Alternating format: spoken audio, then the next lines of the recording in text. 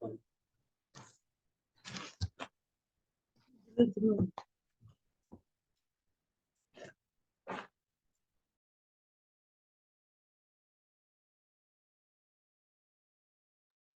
good evening, everyone. Am I audible?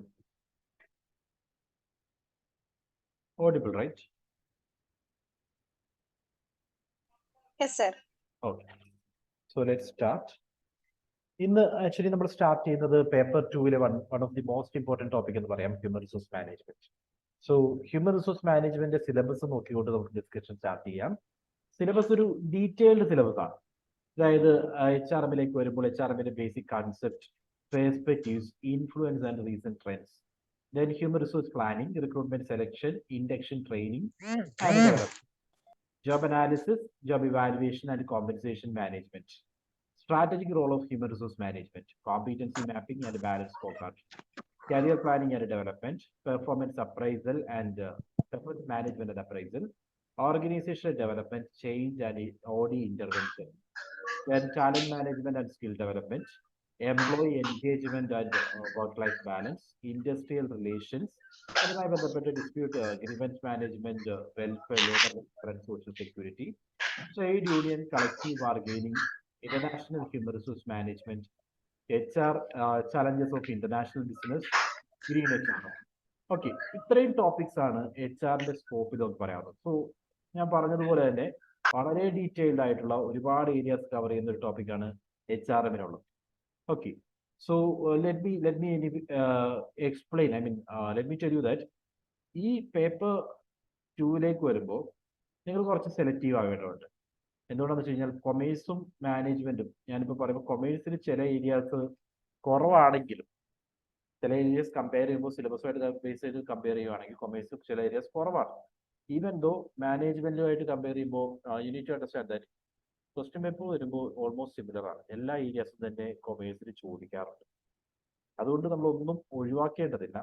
എന്നാലും syllabus നോക്കുക, syllabus area പ്രകാരം ഏതൊക്കെയാണോ ഏറ്റവും ഇമ്പോർട്ടൻ്റ് അതിൽ കൂടുതൽ കോൺസെൻട്രേറ്റ് ചെയ്താൽ മതി. Anyway will be discussing everything. അതിനുള്ള റീസൺ ഇതാണ്, കൊമേഴ്സ് പേപ്പറിലേക്ക് വരുമ്പോൾ ചില ഏരിയാസ് മിസ്സിംഗ് ആണെന്ന് ഞാൻ പറഞ്ഞു, എന്നാലും ആ ഏരിയയിൽ നിന്നും ക്വസ്റ്റ്യൻസ് വന്നിട്ടുണ്ട്. അതുകൊണ്ടാണ് നമ്മൾ എല്ലാ ഏരിയയും ഡിസ്കസ് ചെയ്യുന്നത്. അതർവൈസ് കൊമേഴ്സിന് ഇന്ന സെഷൻസ് അറ്റൻഡ് ചെയ്യണ്ട എന്ന് ഞാൻ പറഞ്ഞേനെ, പക്ഷേ it is better to attend every session. Okay, so let me start. Syllabus കണ്ടല്ലോ, ഇത്രയും ഡീറ്റെയിൽഡ് ആണ്. സോ ബേസിക് HRM തൊട്ട് ഇൻഡസ്ട്രിയൽ റിലേഷൻ വരെയുള്ള ഏരിയാസ് ഇതിനകത്ത് ഇൻക്ലൂഡ് ചെയ്യുന്നുണ്ട്. So let me start by the basic concept first. Human resource management ഏറ്റവും basic concept. First thing, what is HRM? HRM കൺസെപ്റ്റിനെ മനസ്സിലാക്കാൻ വേണ്ടി ഏറ്റവും നല്ലൊരു ഡെഫിനേഷനാണ് എഡ്വിൻ ബി ഫ്ലിപ്പോ പറഞ്ഞിരിക്കുന്നത്. ഡെഫിനേഷൻ ഇതാണ്: human resource management is the process of planning, organising, directing, controlling of procurement, development, compensation, integration, and maintenance, and separation of human resources to the end that individual, organizational, and social objectives are accomplished. So ഈ ഒരു ഡെഫിനേഷനിൽ 3 areas നമുക്ക് identify ചെയ്യാൻ പറ്റും. ഒന്നാമതായിട്ട് HRM, human resources management ആണ്. So it is a management, right? So management എന്ന് പറയുന്ന പ്രോസസ്സിന്റെ ഭാഗമായിട്ടാണ് planning, organising, directing and controlling ഉള്ളത്. എല്ലാ മാനേജ്മെന്റും ഈ ഫങ്ഷൻസ് പെർഫോം ചെയ്യുന്നു എന്നാണ് നമ്മൾ എക്സ്പെക്ട് ചെയ്യുന്നത്. So human resource management same ആണ്. ഹ്യൂമൻ റിസോഴ്സ് മാനേജ്മെന്റിലേക്ക് വന്നാലും it is the process of planning, organising, directing, controlling. So basic management activity എന്തുമായി ബന്ധപ്പെട്ടതാണ്? Procurement, development, compensation, integration, maintenance and separation of human resources. So first thing, നമ്മൾ human റിസോഴ്സിനെ കണ്ടെത്തുന്ന process. ഇതിന്റെ ഭാഗമായിട്ട് നമ്മൾ നമ്മളുടെ റിക്രൂട്ട്മെന്റ് പോളിസീസ്, സെലക്ഷൻ പ്രൊസീജിയർ, ഇതെല്ലാം പ്രൊക്യൂർമെന്റിന്റെ ഭാഗമാണ്. Then comes development. Employee development എന്ന് പറയുമ്പോൾ എക്സിക്യൂട്ടീവ് ഡെവലപ്മെന്റും അതേപോലെ career planning, balance score cards, then competency mapping പോലുള്ള ഏരിയാസ് എല്ലാം നമുക്ക് ഡെവലപ്മെന്റിന്റെ ഭാഗമായിട്ട് പറയാം.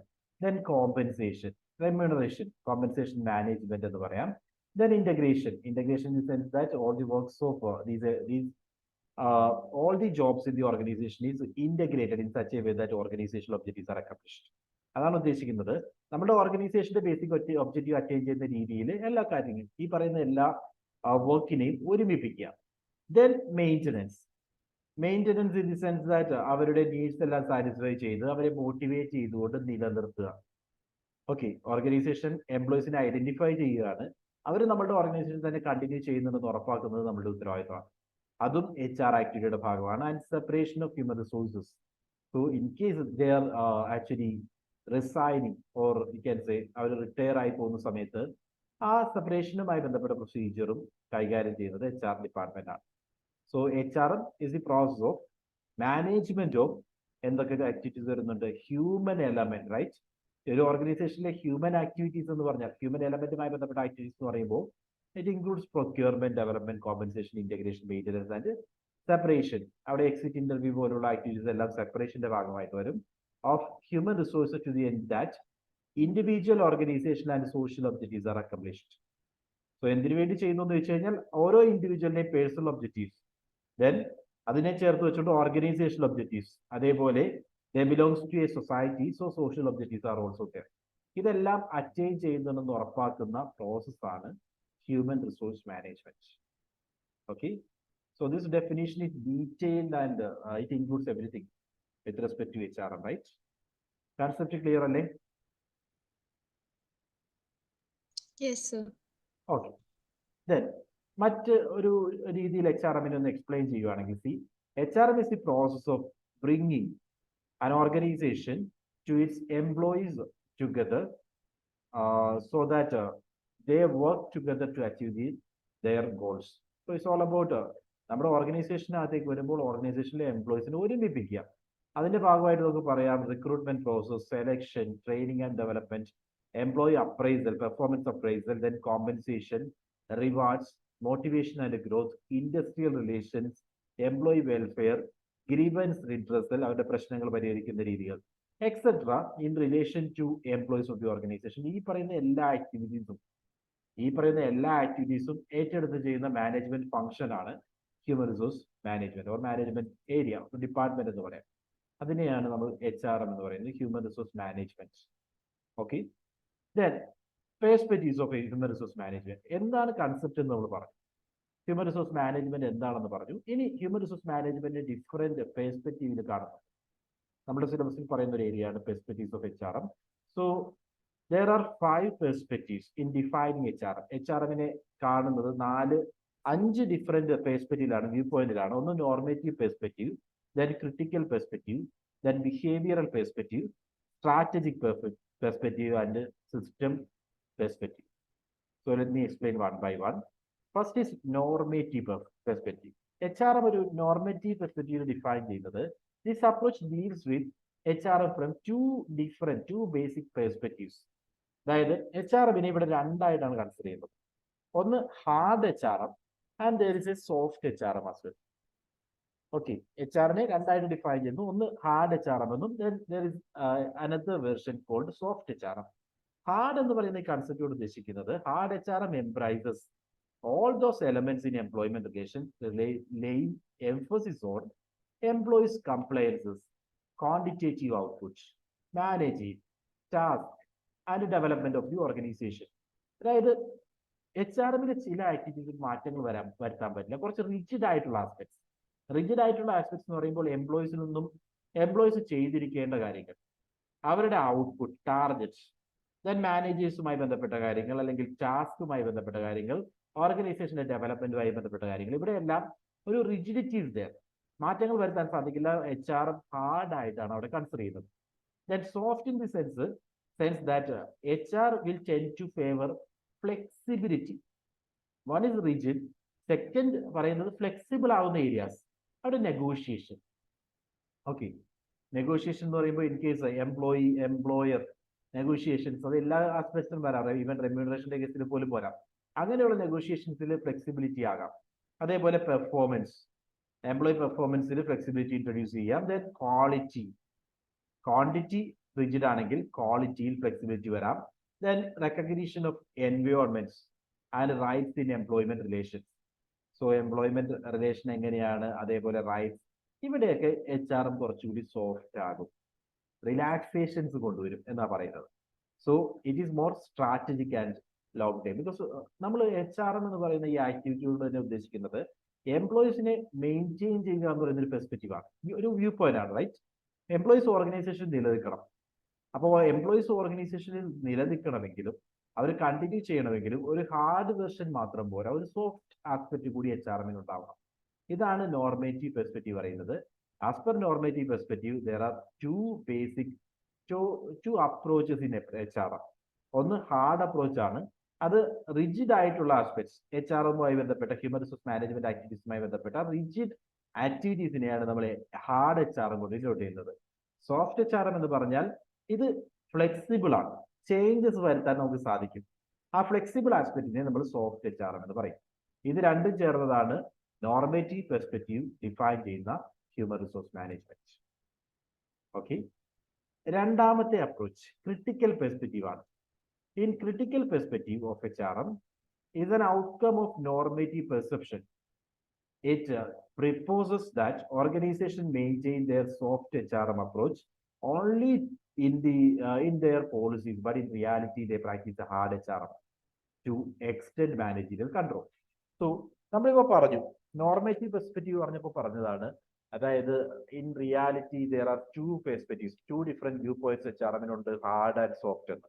പക്ഷേ ക്രിട്ടിക്കൽ പെർസ്പെക്റ്റീവ് പറയുന്നത് ഇവിടെ നമ്മൾ ഈ പറയുന്ന സോഫ്റ്റ് HRM എന്ന് പറയുന്നത് തിയറിറ്റിക്കൽ പർപ്പസിന് വേണ്ടി മാത്രമാണ്. അല്ലാതെ വെൻ കംസ് ടു റിയാലിറ്റി, ഓർഗനൈസേഷന്റെ റിയാലിറ്റിയിലേക്ക് വരുമ്പോൾ അവിടെ ഹാർഡ് HRM മാത്രമേ ഉള്ളൂ, സോഫ്റ്റ് HRM എന്ന് പറയുന്ന ഒരു അപ്രോച്ചേ ഇല്ല എന്നാണ് ക്രിട്ടിക്കൽ പെർസ്പെക്റ്റീവ് പറയുന്നത്. സോ രണ്ടും തമ്മിലുള്ള ഡിഫറൻസ് ക്ലിയർ ആണോ?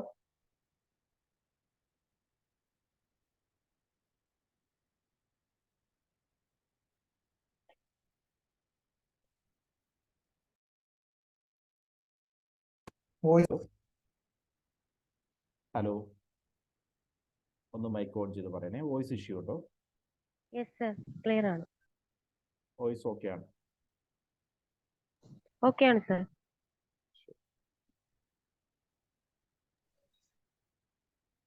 ആൻഡ് രണ്ട് പെർസ്പെക്റ്റീവ് ക്ലിയർ ആണോ ഇപ്പോൾ എല്ലാവർക്കും? ഫസ്റ്റ് നമ്മൾ പറഞ്ഞു നോർമേറ്റീവ് പെർസ്പെക്റ്റീവ് ആണ്. നോർമേറ്റീവ് പെർസ്പെക്റ്റീവിലേക്ക് വരുമ്പോൾ HRMലെ രണ്ട് ഡിഫറെന്റ് അപ്രോച്ചുകളാണ് ഉദ്ദേശിക്കുന്നത്. ഒന്ന് hard and soft.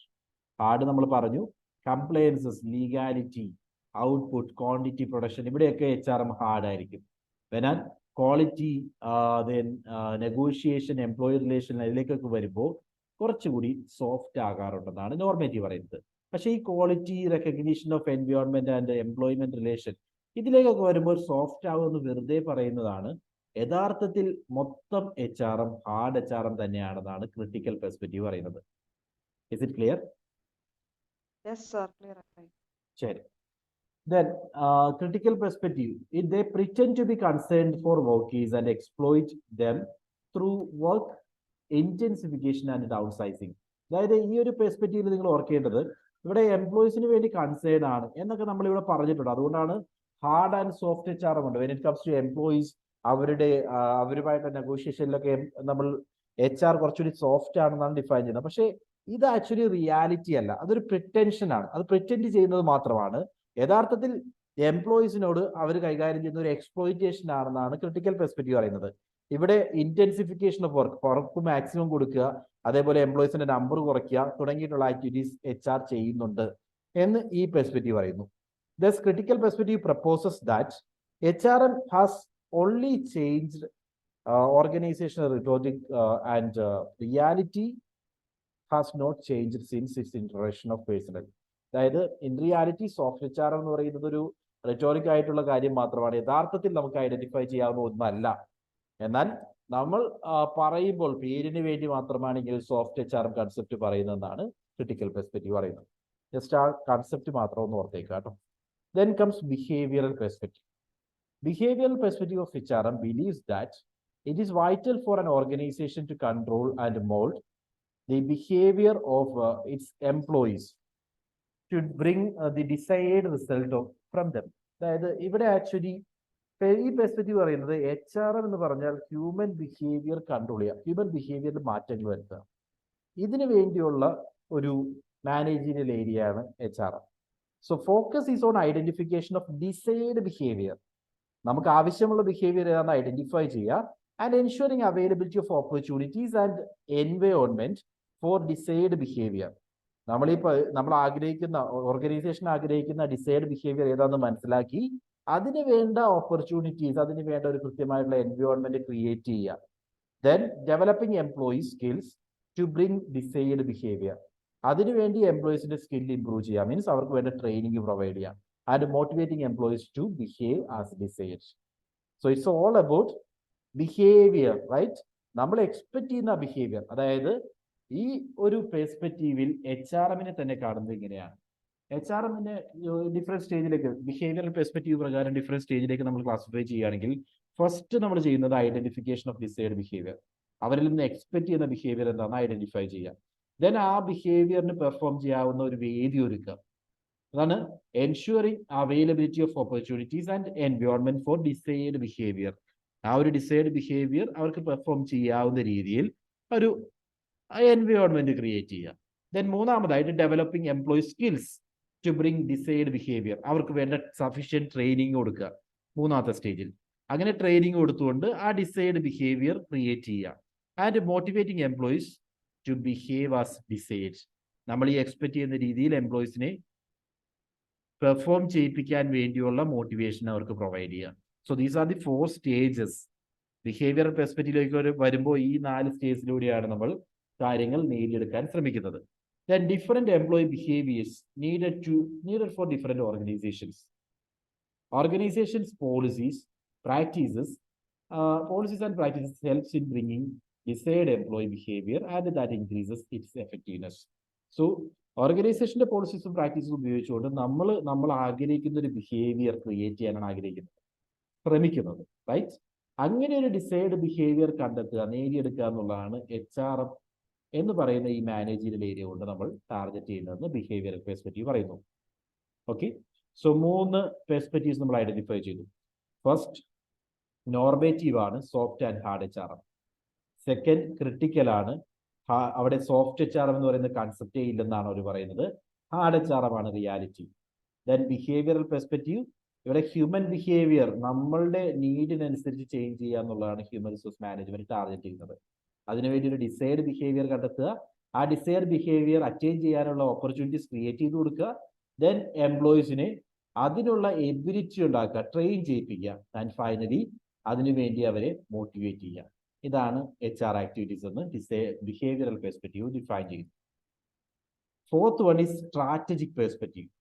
Strategic perspective of HRM believes that human resources are valuable in improving an organization's efficiency and effectiveness. So, it provides the strategic framework to support long-term business goals and objectives.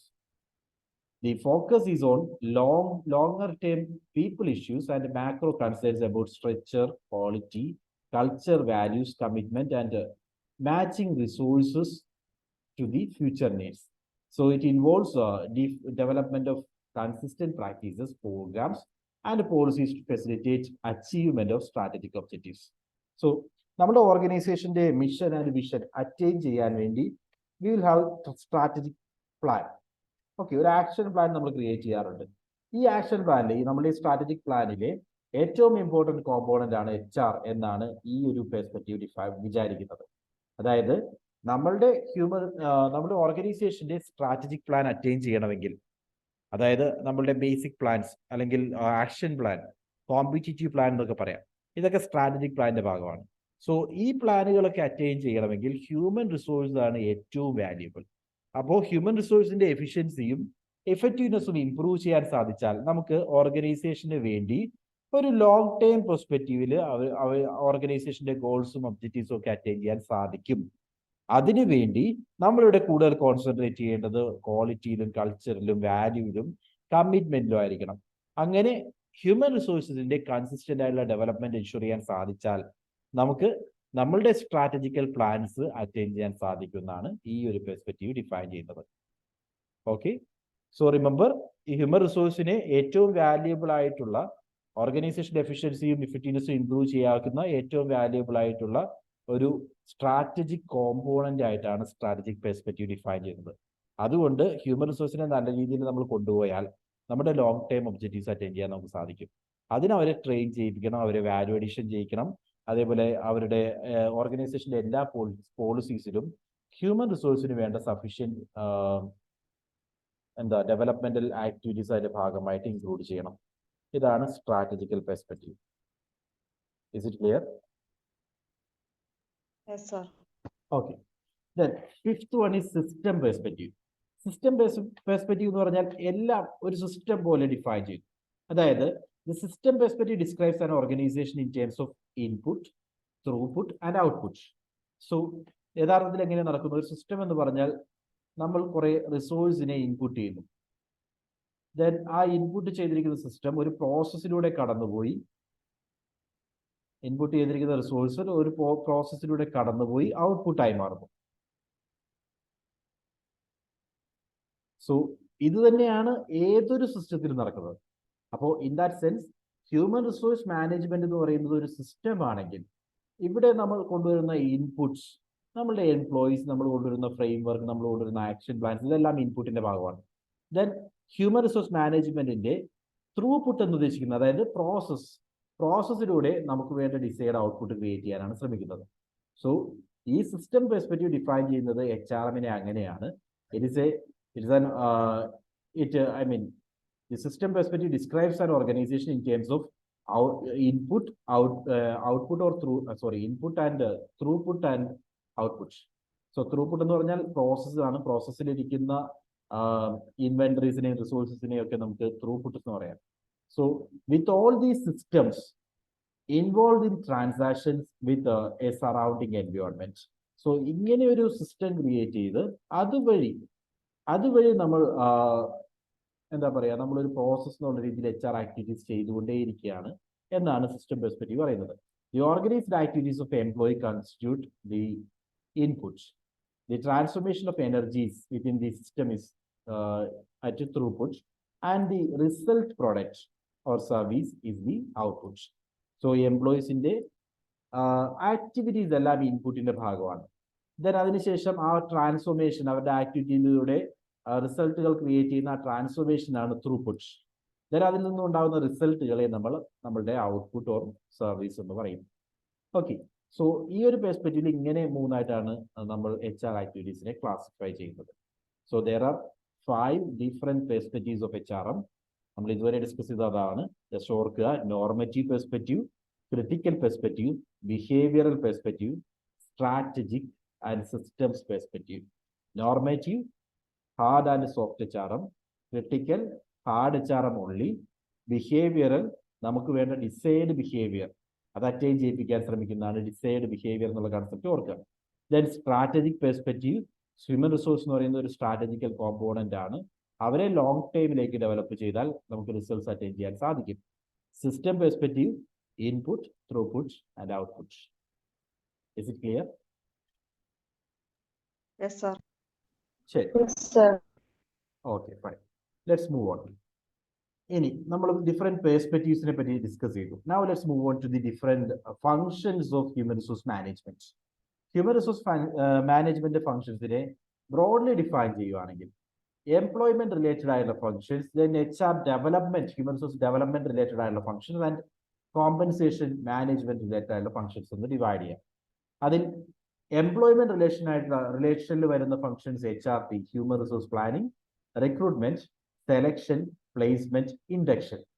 Then HR ഡെവലപ്മെന്റുമായി ബന്ധപ്പെട്ട് വരുന്ന functions performance appraisal, training, management development, career development.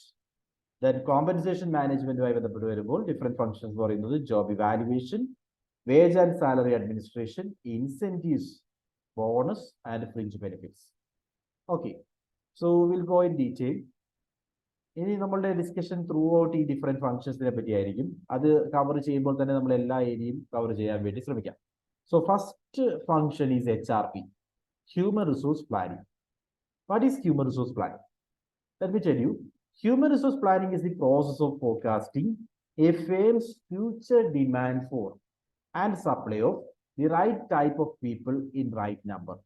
നമ്മളുടെ ഓർഗനൈസേഷന് അടുത്ത, say for example, അടുത്ത ഒരു വർഷത്തേക്ക് എത്ര ഹ്യൂമൻ റിസോഴ്സിന് ആവശ്യമുണ്ട്, അതേപോലെ എത്ര ഹ്യൂമൻ റിസോഴ്സ് അവൈലബിൾ ആയിരിക്കും, ഇത് രണ്ട് ക്രോസ് ചെക്ക് ചെയ്യുന്ന പ്രോസസ്സിനെയാണ് നമ്മൾ ഹ്യൂമൻ റിസോഴ്സ് പ്ലാനിങ് എന്ന് പറയുന്നത്. ഓക്കെ, അതായത് അടുത്ത ഒരു ടൈം പീരീഡിലേക്ക് എത്ര റിസോഴ്സ് ആവശ്യമായിട്ടുണ്ട് എന്ന് പറഞ്ഞു കഴിഞ്ഞാൽ അത് ഹ്യൂമൻ റിസോഴ്സ് ഡിമാൻഡ് ഫോർകാസ്റ്റ് ആണ്. ദെൻ എത്ര ഹ്യൂമൻ റിസോഴ്സ് അവൈലബിൾ ആയിരിക്കും എന്ന് ചിന്തിച്ചു കഴിഞ്ഞാൽ അത് ഹ്യൂമൻ റിസോഴ്സ് സപ്ലൈ ഫോർകാസ്റ്റിന്റെ ഭാഗമാണ്.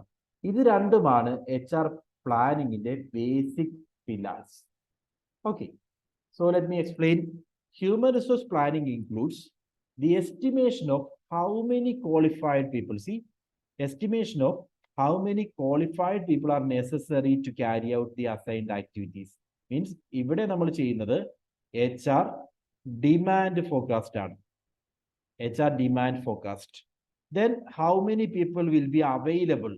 എത്ര പേര് അവൈലബിൾ ആണ് എന്ന് ചോദിച്ചു കഴിഞ്ഞാൽ അവിടെ നമ്മൾ ചെയ്യുന്നത് HR സപ്ലൈ ഫോർകാസ്റ്റ് ആണ്. ഓക്കെ, രണ്ട് കാര്യങ്ങൾ, ഡിമാൻഡും സപ്ലൈയും നമ്മൾ ക്രോസ് ചെക്ക് ചെയ്യുന്നു.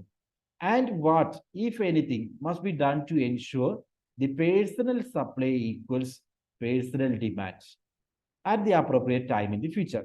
സോ HR ഡിമാൻഡും HR സപ്ലൈയും തമ്മിൽ നോക്കുന്നു. If there is any deviation like HR demand കൂടുതൽ എന്ന് പറഞ്ഞാൽ നമുക്ക് കൂടുതൽ ആൾക്കാരെ വേണം, പക്ഷെ സപ്ലൈ കുറവാണ്, അങ്ങനെയാണെങ്കിൽ എന്ത് ചെയ്യണം? പുറത്തുനിന്ന് പുതിയ ആൾക്കാരെ കണ്ടെത്തണം. അങ്ങനെയാണെങ്കിൽ HR ഡിമാൻഡ് കൂടുതലും സപ്ലൈ കുറവുമാണെങ്കിൽ വിൽ ഗോ ഫോർ റിക്രൂട്ട്മെന്റ്.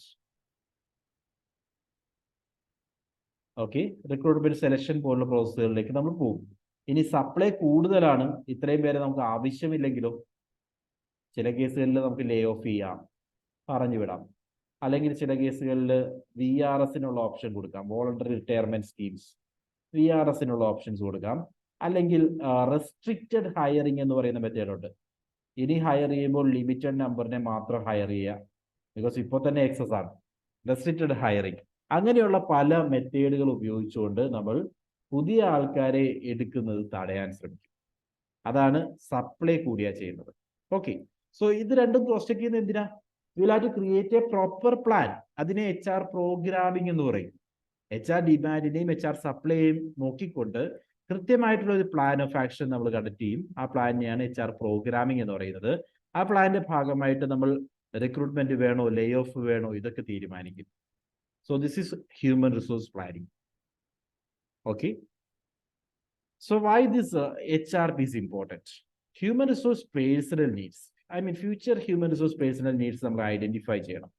അടുത്ത ഒരു വർഷത്തേക്ക് എത്ര പീപ്പിളിനെ നമുക്ക് വേണ്ടി വരും എന്ന് ഐഡന്റിഫൈ ചെയ്യാൻ വേണ്ടി, ഫ്യൂച്ചർ പേഴ്സണൽ നീഡ്സ് ഐഡന്റിഫൈ ചെയ്യാൻ വേണ്ടി HRP റെലവെന്റ് ആണ്. ഹെൽപ്സ് ഇൻ സ്ട്രാറ്റജിക് പ്ലാനിങ്, ഓർഗനൈസേഷന്റെ സ്ട്രാറ്റജിക് പ്ലാനിങ് സപ്പോർട്ട് ചെയ്യാൻ വേണ്ടി. അതേപോലെ ക്രിയേറ്റിംഗ് ഹൈലി ടാലന്റഡ് പേഴ്സണൽ, നമുക്ക് ആവശ്യമുള്ള തരത്തിലുള്ള ടാലന്റഡ് ആയിട്ടുള്ള ഇൻഡിവിജ്വൽസിന്റെ ഒരു പൂള് ക്രിയേറ്റ് ചെയ്യുക, ഇൻവെന്ററി ക്രിയേറ്റ് ചെയ്യുക, അതിനു വേണ്ടി സഹായിക്കും. ഇൻ കേസ് നമുക്ക് ഗ്ലോബൽ സ്ട്രാറ്റജീസ് ഒക്കെ നമ്മൾ ക്രിയേറ്റ് ചെയ്യുന്നുണ്ട്, ഫോറിൻ ഇൻഡ്യൂസ് സ്ട്രാറ്റജീസ് ഒക്കെ പ്ലാൻ ചെയ്യുന്നുണ്ടെങ്കിൽ അവിടെ കേപ്പബിൾ ആയിട്ടുള്ള ആളുകളെ നമ്മൾ ഐഡന്റിഫൈ ചെയ്യണം.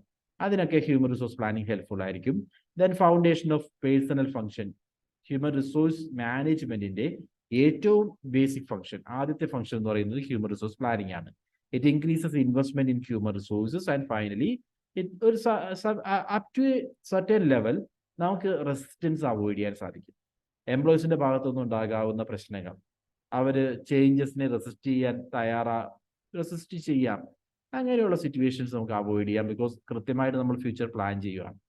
അങ്ങനെ പ്ലാൻ ചെയ്യുമ്പോൾ എത്ര പേരെ നമ്മൾ ഇന്റേണലി കണ്ടെത്തുമെന്നും എത്ര പേരെ നമ്മൾ എക്സ്റ്റേണലി കണ്ടെത്തുമെന്നും നമുക്ക് കൃത്യമായിട്ട് പ്ലാൻ ചെയ്യാൻ സാധിക്കും. അതുവഴി എക്സിസ്റ്റിംഗ് എംപ്ലോയീസിന്റെ ഭാഗത്തുനിന്ന് റെസിസ്റ്റൻസ് വരുവാണെങ്കിൽ തടയാനും സാധിക്കും. So these are the significance of human resource management, human resource planning. കേട്ടോ, അപ്പോൾ ജസ്റ്റ് ഓർക്കുക.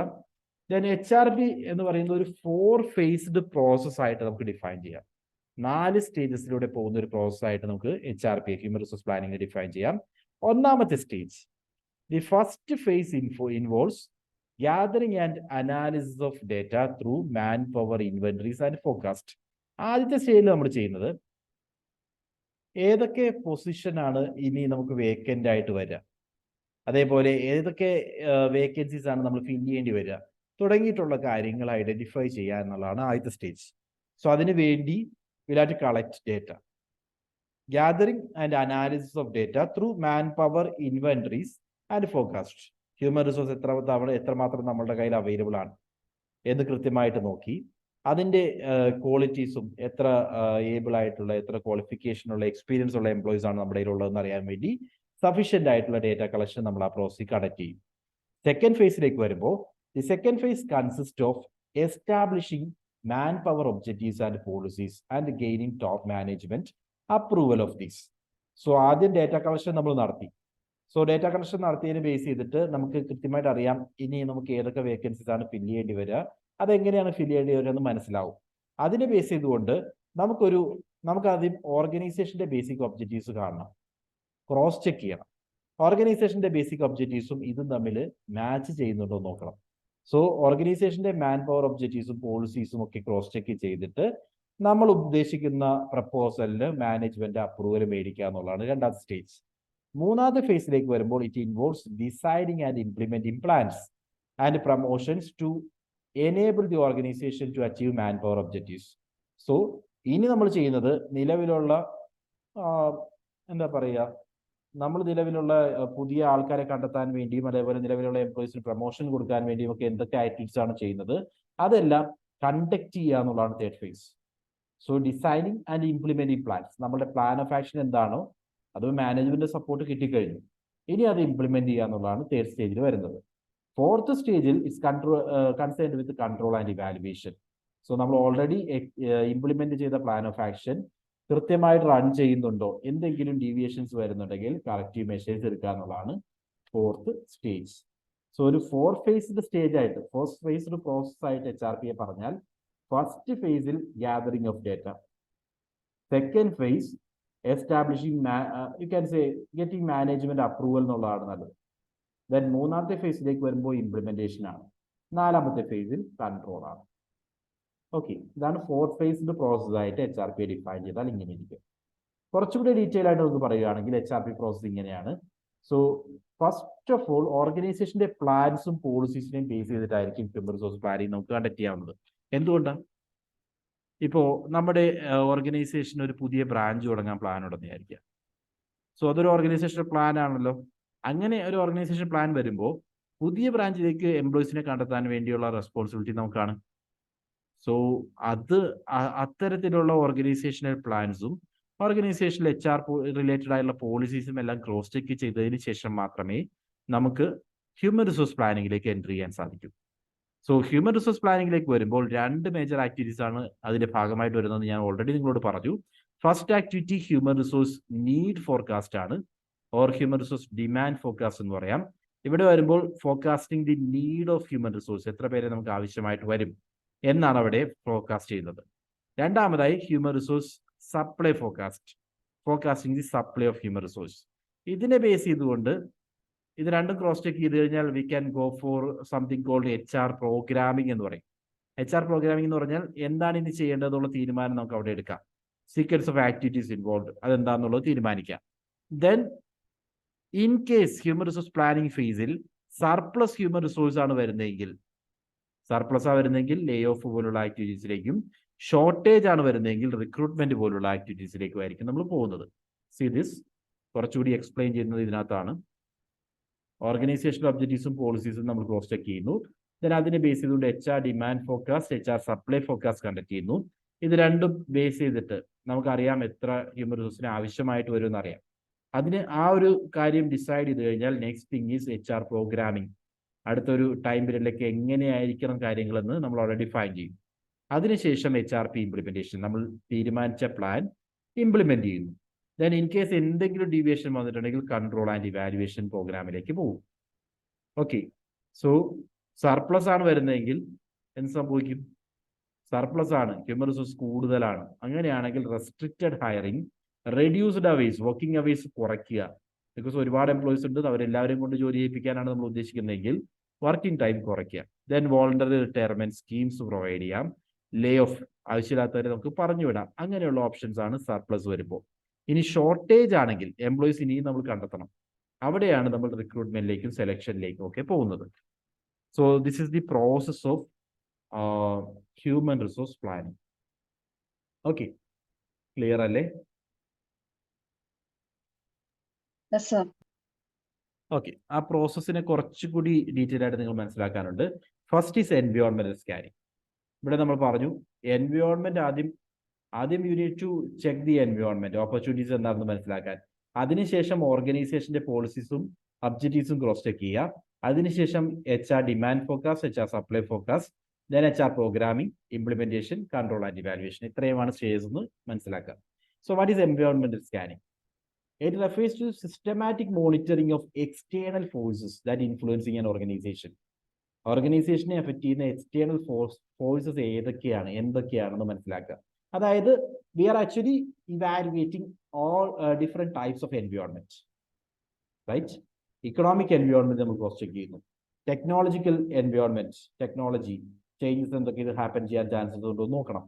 അതേപോലെ demographic environment, then political and legal environment, then social environment, സൊസൈറ്റിയുമായി ബന്ധപ്പെട്ട കാര്യങ്ങൾ.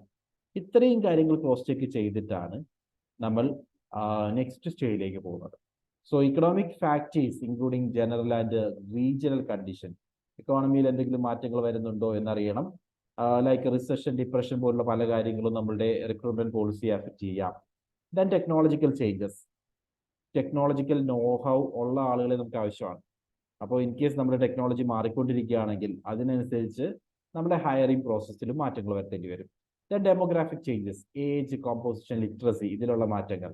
Then political and legislative issues including laws and administrative rulings. നമ്മളിപ്പോൾ ആളുകളെ appoint ചെയ്യുമ്പോൾ there may be government regulation with regard to minimum wages. അങ്ങനെ government ആയിട്ട് പാസ്സാക്കുന്ന പല ആക്ടുകളും പല പൊളിറ്റിക്കൽ റൂളിങ്സും നമ്മളുടെ ഈ റിക്രൂട്ട്മെന്റ് പോളിസിയെ അഫക്റ്റ് ചെയ്യാം. Then social concerns including child care, educational facilities and priorities. ഇങ്ങനെ ഒരുപാട് കാര്യങ്ങൾ നമ്മൾ ക്രോസ് ചെക്ക് ചെയ്തതിന് ശേഷമായിരിക്കും സെക്കൻഡ് ഫേസിലേക്ക് HRPയിലേക്ക് നമ്മൾ പോകുന്നത്. So first stage of HRP is എൻവയോൺമെന്റൽ scanning. Okay, second stage. So by scanning the environment for changes that will affect an organization, managers can anticipate their impact and make adjustment early. ഇങ്ങനെ ഒരു scanning നടത്തുന്നത് വഴി വരുന്ന മാറ്റങ്ങൾ എന്തൊക്കെ മാറ്റങ്ങളാണ് വന്നിട്ടുള്ളത് ഐഡന്റിഫൈ ചെയ്യും. അതനുസരിച്ച് മാനേജേഴ്സിന് ചേഞ്ചസ് ഇൻട്രൊഡ്യൂസ് ചെയ്യാനും സാധിക്കും. അതുകൊണ്ടാണ് എൻവയോൺമെന്റ് സ്കാനിങ് വേണമെന്ന് നമ്മൾ പറഞ്ഞത്. രണ്ടാമത്തെ stage organisational objectives and policies ആണ്. HR plan is usually derived from organizational objectives. Specific requirements in terms of number of characteristics of employees should be derived from organizational objectives. അതായത് ഏതൊക്കെ തരത്തിലുള്ള എംപ്ലോയീസിന് ആവശ്യമാണ്, ഏതൊക്കെ വേക്കൻസീസ് ആണ് നമുക്ക് വരാൻ ചാൻസ് ഉള്ളത്, ഇങ്ങനെയുള്ള ഒരുപാട് ക്വസ്റ്റ്യൻസ് ഓർഗനൈസേഷന്റെ പ്ലാൻസും പോളിസീസും ഒക്കെ നോക്കിയാൽ നമുക്ക് മനസ്സിലാവും. അതായത് നമുക്കിപ്പോ പുതിയ പ്ലാൻ എന്താണ്, നെക്സ്റ്റ് ഇയറിലേക്ക് നമ്മൾ സ്റ്റാർട്ട് ചെയ്യാൻ ഉദ്ദേശിക്കുന്ന എന്തെങ്കിലും ഒരു പുതിയ പ്രോഡക്റ്റ് ലോഞ്ച് ചെയ്യാൻ ഉദ്ദേശിക്കുന്നത് വിചാരിക്കാം. അതുമായി ബന്ധപ്പെട്ട് ഏത് തരത്തിലുള്ള ഇൻഡിവിജ്വൽസിന് വേണം. സോ ലൈക്ക് ദീസ് ഓർഗനൈസേഷന്റെ ഒബ്ജക്റ്റീവ്സും പോളിസീസും ക്രോസ് ചെക്ക് ചെയ്യുന്നത് വഴി ഓർഗനൈസേഷൻ ഏത് തരത്തിലുള്ള ആളുകളെ ഏത് നമ്പറിലാണ് റിക്രൂട്ട് ചെയ്യാൻ ഉദ്ദേശിക്കുന്നത് നമുക്ക് കൃത്യമായിട്ട് മനസ്സിലാക്കാൻ സാധിക്കും. Once the organisation objectives are specified, communicated and understood by all concerned, HR department must specify its objective with regard to HR utilization in the organization. അതായത് ഓർഗനൈസേഷൻ ഒബ്ജക്റ്റീവ്സ് പൂർണ്ണമായിട്ട് മനസ്സിലായതിനു ശേഷമായിരിക്കണം HR പോളിസീസിലേക്ക് കടക്കേണ്ടത്. സോ എങ്ങനെയായിരിക്കും HR work ചെയ്യേണ്ടതെന്ന് ഈ organisation objectives വെച്ചുകൊണ്ട് HR department തന്നെ define ചെയ്യണം. ഇതാണ് രണ്ടാമത്തെ സ്റ്റേജ്. സോ ഫസ്റ്റ് സ്റ്റേജിൽ എൻവയോൺമെന്റ് സ്കാനിങ് കണ്ടക്ട് ചെയ്യുന്നു. സെക്കൻഡ് സ്റ്റേജിൽ ഓർഗനൈസേഷൻ ഒബ്ജക്റ്റീവ്സും പോളിസീസും റിവ്യൂ ചെയ്യുന്നു, ഡീറ്റെയിൽഡ് ആയിട്ട് റിവ്യൂ ചെയ്യുന്നു. Third stage is HR demand forecast. HR demand forecast means it is the process of estimating the quantity and quality of people required to meet future needs of the organization. നമ്മുടെ ഓർഗനൈസേഷന്റെ future needs meet ചെയ്യാൻ പറ്റുന്ന ക്വാളിറ്റിയുള്ള അല്ലെങ്കിൽ quantity ഉള്ള ആളുകൾ ആരൊക്കെയാണ്, ഏതൊക്കെ പോസ്റ്റുകളാണ് ആവശ്യമായിട്ട് വരിക, ഇതൊക്കെ ഐഡന്റിഫൈ ചെയ്യലാണ് HR ഡിമാൻഡ് ഫോർകാസ്റ്റ്.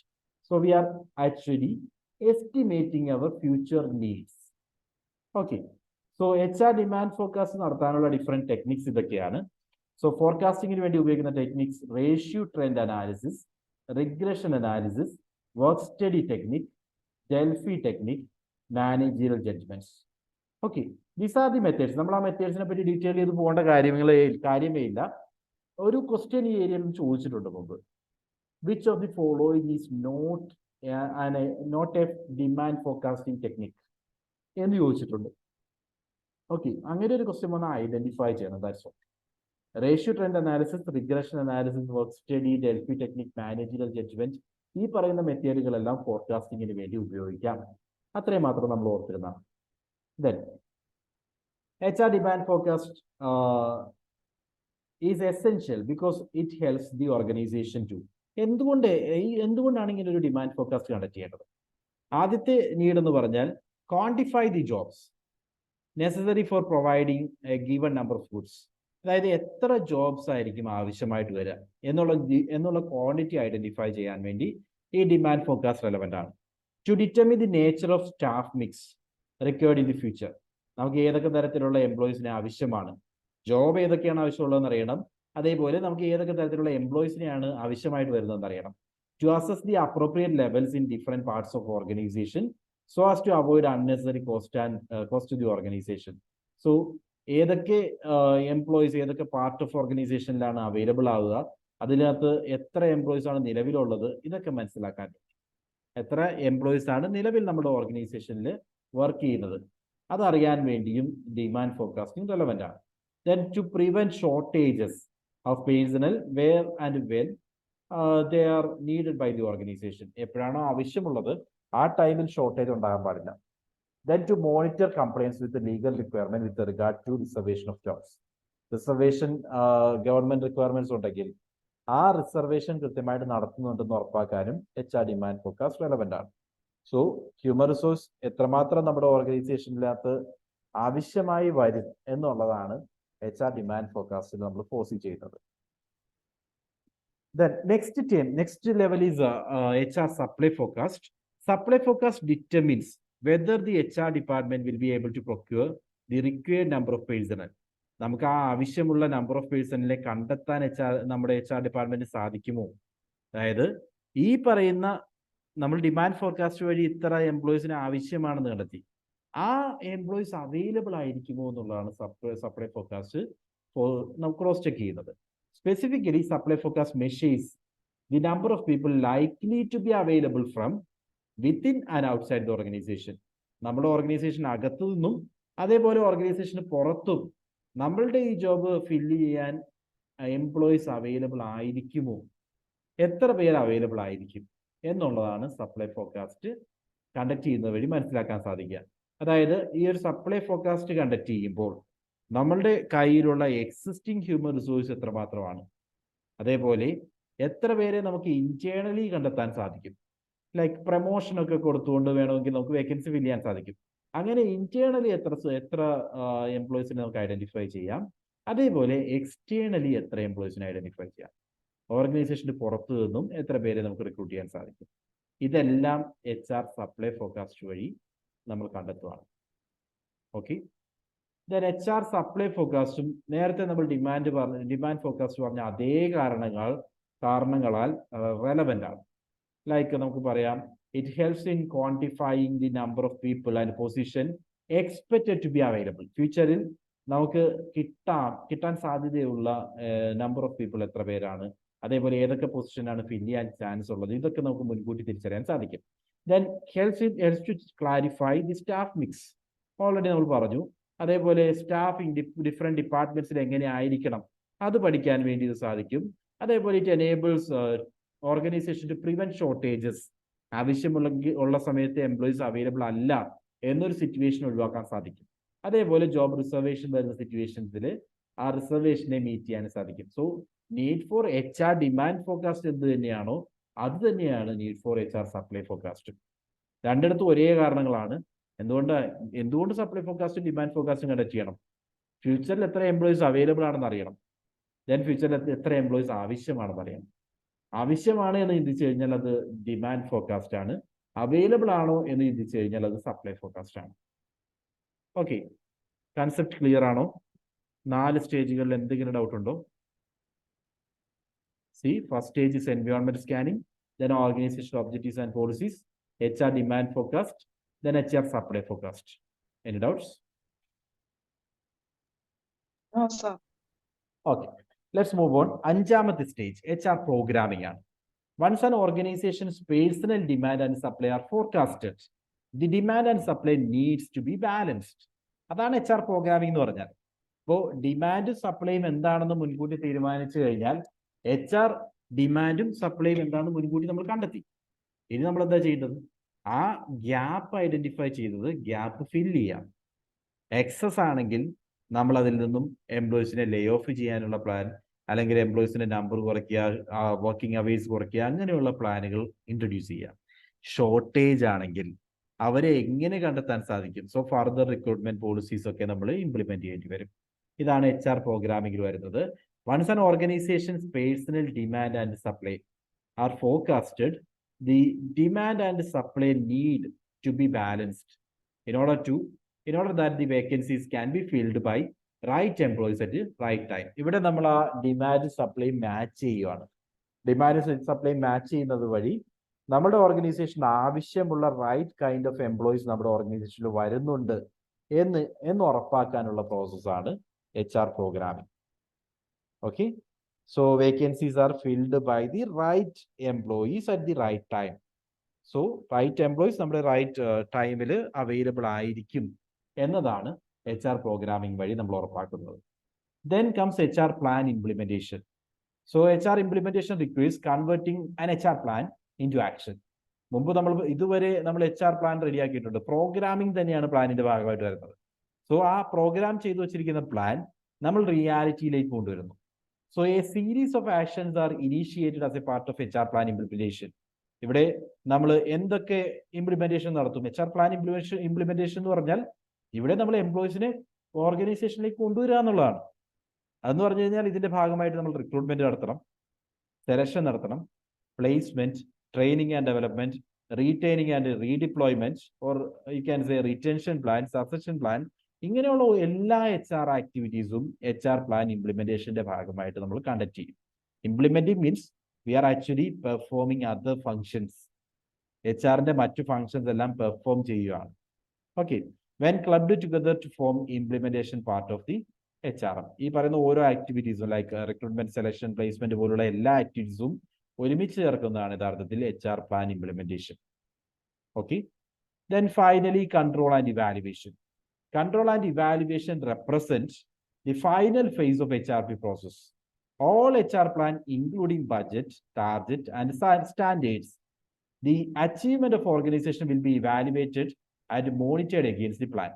So, ഇവിടെ ആക്ച്വലി നമ്മൾ എങ്ങനെയാണ് പ്ലാൻ ചെയ്തതുപോലെ തന്നെ കാര്യങ്ങൾ നടക്കുന്നുണ്ടോ എന്നുള്ളതാണ് കൺട്രോൾ ആൻഡ് ഇവാലുവേഷൻ വഴി നടത്തുന്നത്. ഇവിടെ നമ്മൾ പ്ലാൻ ചെയ്തിരിക്കുന്ന നമ്മളുടെ പ്ലാന്റെ ബഡ്ജറ്റ്, ടാർഗറ്റ്, സ്റ്റാൻഡേർഡ്സ് ഇതൊക്കെ നമുക്ക് അറ്റൈൻ ചെയ്യാൻ സാധിച്ചിട്ടുണ്ടോ?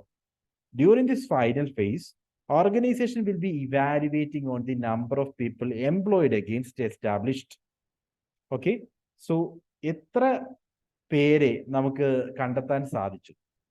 നമ്മളുടെ ആസ് പെർ സ്റ്റാൻഡേർഡ് HRPയുടെ ഭാഗമായിട്ട് ഇത്ര പേരെ കണ്ടെത്താമെന്നാണ് പറഞ്ഞിട്ടുള്ളതെങ്കിൽ അത് സ്റ്റാൻഡേർഡ് ആണ്. അതിനെ ബേസ് ചെയ്തുകൊണ്ട് നമ്മൾ എത്ര പേരെ കണ്ടെത്താൻ റിയലി സാധിച്ചു എന്നുള്ളതാണ് കൺട്രോൾ ആൻഡ് ഇവാലുവേഷൻ വഴി നമ്മൾ ക്രോസ് ചെക്ക് ചെയ്യുന്നത്. So during this final phase, organisation will be evaluating. എന്താ ഇവാലുവേറ്റ് ചെയ്യുന്നത്? The number of people employed, എത്ര പേരെ നമ്മൾ എംപ്ലോയ് ചെയ്തു, എഗെയിൻസ്റ്റ് എസ്റ്റാബ്ലിഷ്ഡ്, നമ്മൾ ആദ്യം പറഞ്ഞ പോസ്റ്റുകൾക്ക് അനുസരിച്ച് എത്ര പേരെ നമുക്ക് എംപ്ലോയ് ചെയ്യാൻ സാധിച്ചു. And on the number recruited against recruitment targets, നമ്മൾ റിക്രൂട്ട് ചെയ്ത നമ്പറും റിക്രൂട്ട്മെന്റ് ടാർഗറ്റ് ആയിട്ട് ഫിക്സ് ചെയ്ത നമ്പറും തമ്മിൽ കമ്പയർ ചെയ്യുന്നു. Evaluation is also done with respect to employment cost against budget. So, 2-3 aspect നമുക്ക് ചെയ്യാം. ലൈക്ക് നമ്മളുടെ HRP പ്ലാൻ പ്രകാരം 500 എംപ്ലോയീസിനെ റിക്രൂട്ട് ചെയ്യണമെന്നാണ് പ്ലാൻ ചെയ്തിരുന്നത്. പക്ഷേ ഇൻ റിയാലിറ്റി 300 പേരെ മാത്രമേ റിക്രൂട്ട് ചെയ്യാൻ സാധിച്ചുള്ളൂ. Means there is a shortage, right? അതിനർത്ഥം വർക്ക് നമ്മൾ വിചാരിച്ച പോലെ നടന്നിട്ടില്ല എന്നാണ്. അങ്ങനെയാണെങ്കിൽ എന്തുകൊണ്ട് അത് നടന്നില്ല, എന്തായിരുന്നു നമ്മളുടെ മിസ്റ്റേക്സ്, അത് ഐഡന്റിഫൈ ചെയ്യുകയാണ് കൺട്രോൾ ആൻഡ് ഇവാലുവേഷൻ ചെയ്യുന്നത്. അതേപോലെ തന്നെ ഇത് തന്നെ സെയിം മറ്റൊരു മെത്തേഡ് വഴി നമുക്ക് അനലൈസ് ചെയ്യാം, ലൈക്ക് കോസ്റ്റ് ആൻഡ് ബെനിഫിറ്റ് എടുത്തുകൊണ്ട്. സോ HRP പ്ലാൻ ചെയ്ത ബഡ്ജറ്റ് കോസ്റ്റ് എന്താണ്, ആ ബഡ്ജറ്റ് കോസ്റ്റിനേക്കാൾ എത്ര കൂടുതൽ വന്നു. സോ കൂടുതൽ വന്നിട്ടുണ്ടെങ്കിൽ പ്ലാൻ ചെയ്തിരിക്കുന്നതിന് വിരുദ്ധമാണ്. That means we will have to take some corrective actions. ആ ആക്ഷൻസ് ആണ് കൺട്രോൾ ആൻഡ് ഇവാലുവേഷന്റെ ഭാഗമായിട്ട് വരുന്നത്. So evaluation is also done with respect to employment cost against budget. and wastage accrued on so that corrective actions can be taken in future. ഇങ്ങനെ എന്തെങ്കിലും wastage ഒക്കെ വന്നിട്ടുണ്ടെങ്കിൽ rectifying actions എടുക്കുക. ആ ആക്ഷൻസ് എടുക്കുക എന്നുള്ളതും കൺട്രോൾ ആൻഡ് ഇവാലുവേഷന്റെ ഭാഗമാണ്. So these are the different stages of HRP or HRP process എന്ന് പറയുന്ന ഇതാണ്. നിങ്ങൾക്കിവിടെ കാണാം. HRP പ്രോസസ്സിൽ ആദ്യം വരുന്നത് എൻവയോൺമെന്റൽ സ്കാനിങ് ആണ്. Then organisational objectives and policies cross check ചെയ്യുന്നു. HR demand forecast, then HR supply forecast, HR programming, HRP implementation, and finally control and evaluation programs. ഏതെങ്കിലും ഡൗട്ട് ഉണ്ടോ? ഹ്യൂമൻ റിസോഴ്സ് പ്ലാനിങ്ങിൽ എന്തെങ്കിലും കൺഫ്യൂഷൻസ് ഇപ്പോൾ ഉണ്ടോ?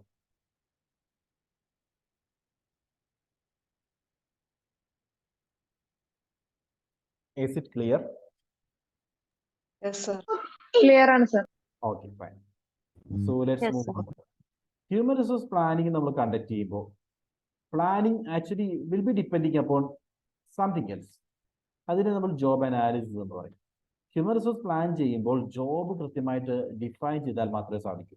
ബിക്കോസ് നമ്മൾ ആക്ച്വലി വേക്കൻസീസ് ഫിൽ ചെയ്യാനാണ് ശ്രമിക്കുന്നത്. ഈ വേക്കൻസീസ് എന്താണ്? ഒരു സ്പെസിഫിക് ജോബാണ്. സോ ഈ ജോബിനകത്ത് ഇന്ന ഇൻഡിവിജ്വൽ ആണ് റൈറ്റ് പേഴ്സൺ എന്ന് ഐഡന്റിഫൈ ചെയ്യണമെങ്കിലും ഈ ജോബിനകത്ത് ഏതൊക്കെ വർക്കുകളാണ് വരുന്നതെന്ന് റിയലൈസ് ചെയ്യണമെങ്കിലും അവിടെ കൃത്യമായിട്ടുള്ള ജോബ് അനാലിസിസ് കണ്ടക്ട് ചെയ്തിട്ടുണ്ടാവണം. Okay, so let me tell you what is a job. Job എന്ന് പറഞ്ഞാൽ actually it may be defined as collection or aggregation of task, duties and responsibilities which as a whole are regarded as a regular assignment to an individual employee.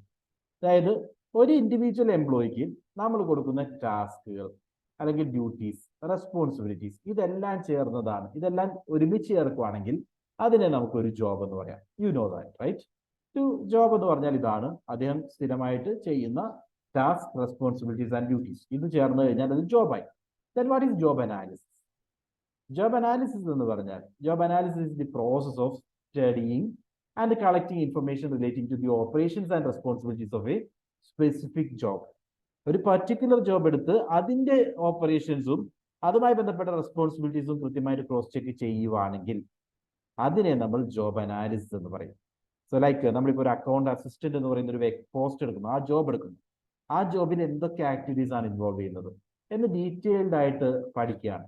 അതുമായി ബന്ധപ്പെട്ട data collect ചെയ്യാണ് എങ്കിൽ അതിനെ നമ്മൾ job analysis എന്ന് പറയാം.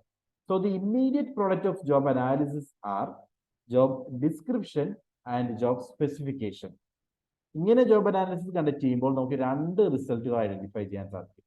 ഒന്ന് job description ആണ്, രണ്ട് ജോബ് സ്പെസിഫിക്കേഷൻ ആണ്. Terms are very very important. Job analysis എന്ന് പറയുന്ന ടേം എന്താണെന്ന് നിങ്ങൾക്ക് ഓൾറെഡി മനസ്സിലായി. So all about studying and you can say collecting information relating to a particular job. അതുമായി ബന്ധപ്പെട്ട എല്ലാ ഇൻഫർമേഷനും കളക്ട് ചെയ്യുക, അതിനെപ്പറ്റി അനലൈസ് ചെയ്യുക, അതാണ് ജോബ് അനാലിസിസ് കൊണ്ട് ഉദ്ദേശിക്കുന്നത്. ദെൻ ജോബ് അനാലിസിസ് കണ്ടക്ട് ചെയ്യുമ്പോൾ നമുക്ക് രണ്ട് ബൈ പ്രോഡക്ട്സ് ആണ് ക്രിയേറ്റ് ചെയ്യാൻ സാധിക്കുക. ഒന്ന് ജോബ് ഡിസ്ക്രിപ്ഷൻ, രണ്ട് job specification. Okay, so what is job description and job specification നമുക്ക് ഡീറ്റെയിൽ ആയിട്ട് നോക്കാം. അതിനു മുമ്പായിട്ട് what are the uses of job analysis? എന്തിനു വേണ്ടി ജോബ് അനാലിസിസ് കണ്ടക്ട് ചെയ്യണം? ഒരു ജോബ് അനാലിസിസ് കണ്ടക്ട് ചെയ്യുമ്പോൾ നമ്മൾ ആക്ച്വലി ചെയ്യുന്നത് എന്താണെന്ന് ഞാൻ പറഞ്ഞു. അനാലിസിസ് കണ്ടക്ട് ചെയ്യുമ്പോൾ എന്താണ് ഈ പർട്ടിക്കുലർ ജോബ്, ഇതുമായി ബന്ധപ്പെട്ട് വരുന്ന ആക്ടിവിറ്റീസ് എന്തൊക്കെയാണ്, എന്താണ് ഇതിന്റെ ടാസ്കുകൾ, എന്താണ് ഇതിന്റെ റെസ്പോൺസിബിലിറ്റീസ്, റിപ്പോർട്ടിംഗ്, റിലേഷൻഷിപ്പ്, അതൊക്കെ എന്താണ് കൃത്യമായിട്ട് ഡിഫൈൻ ചെയ്യുന്നു. അതോടൊപ്പം ഈ ജോബ് ചെയ്യാൻ പര്യാപ്തനാവുന്ന ആ വ്യക്തിക്ക് വേണ്ട ക്വാളിറ്റീസ് എന്തൊക്കെയാണ്, ക്വാളിഫിക്കേഷൻസ് എന്തൊക്കെയാണ് തുടങ്ങിയിട്ടുള്ള എല്ലാ കാര്യങ്ങളും ജോബ് അനാലിസിസ് വഴി ഡിഫൈൻ ചെയ്യും. ഇങ്ങനെ ഓരോ ജോബിനെയും ക്ലിയർ കട്ടായിട്ട് ഡിഫൈൻ ചെയ്താൽ അതുവഴി എന്തൊക്കെ ബെനിഫിറ്റ് നമുക്കുണ്ട്, അതാണ് uses of job analysis. C you can one second, ഒരു second.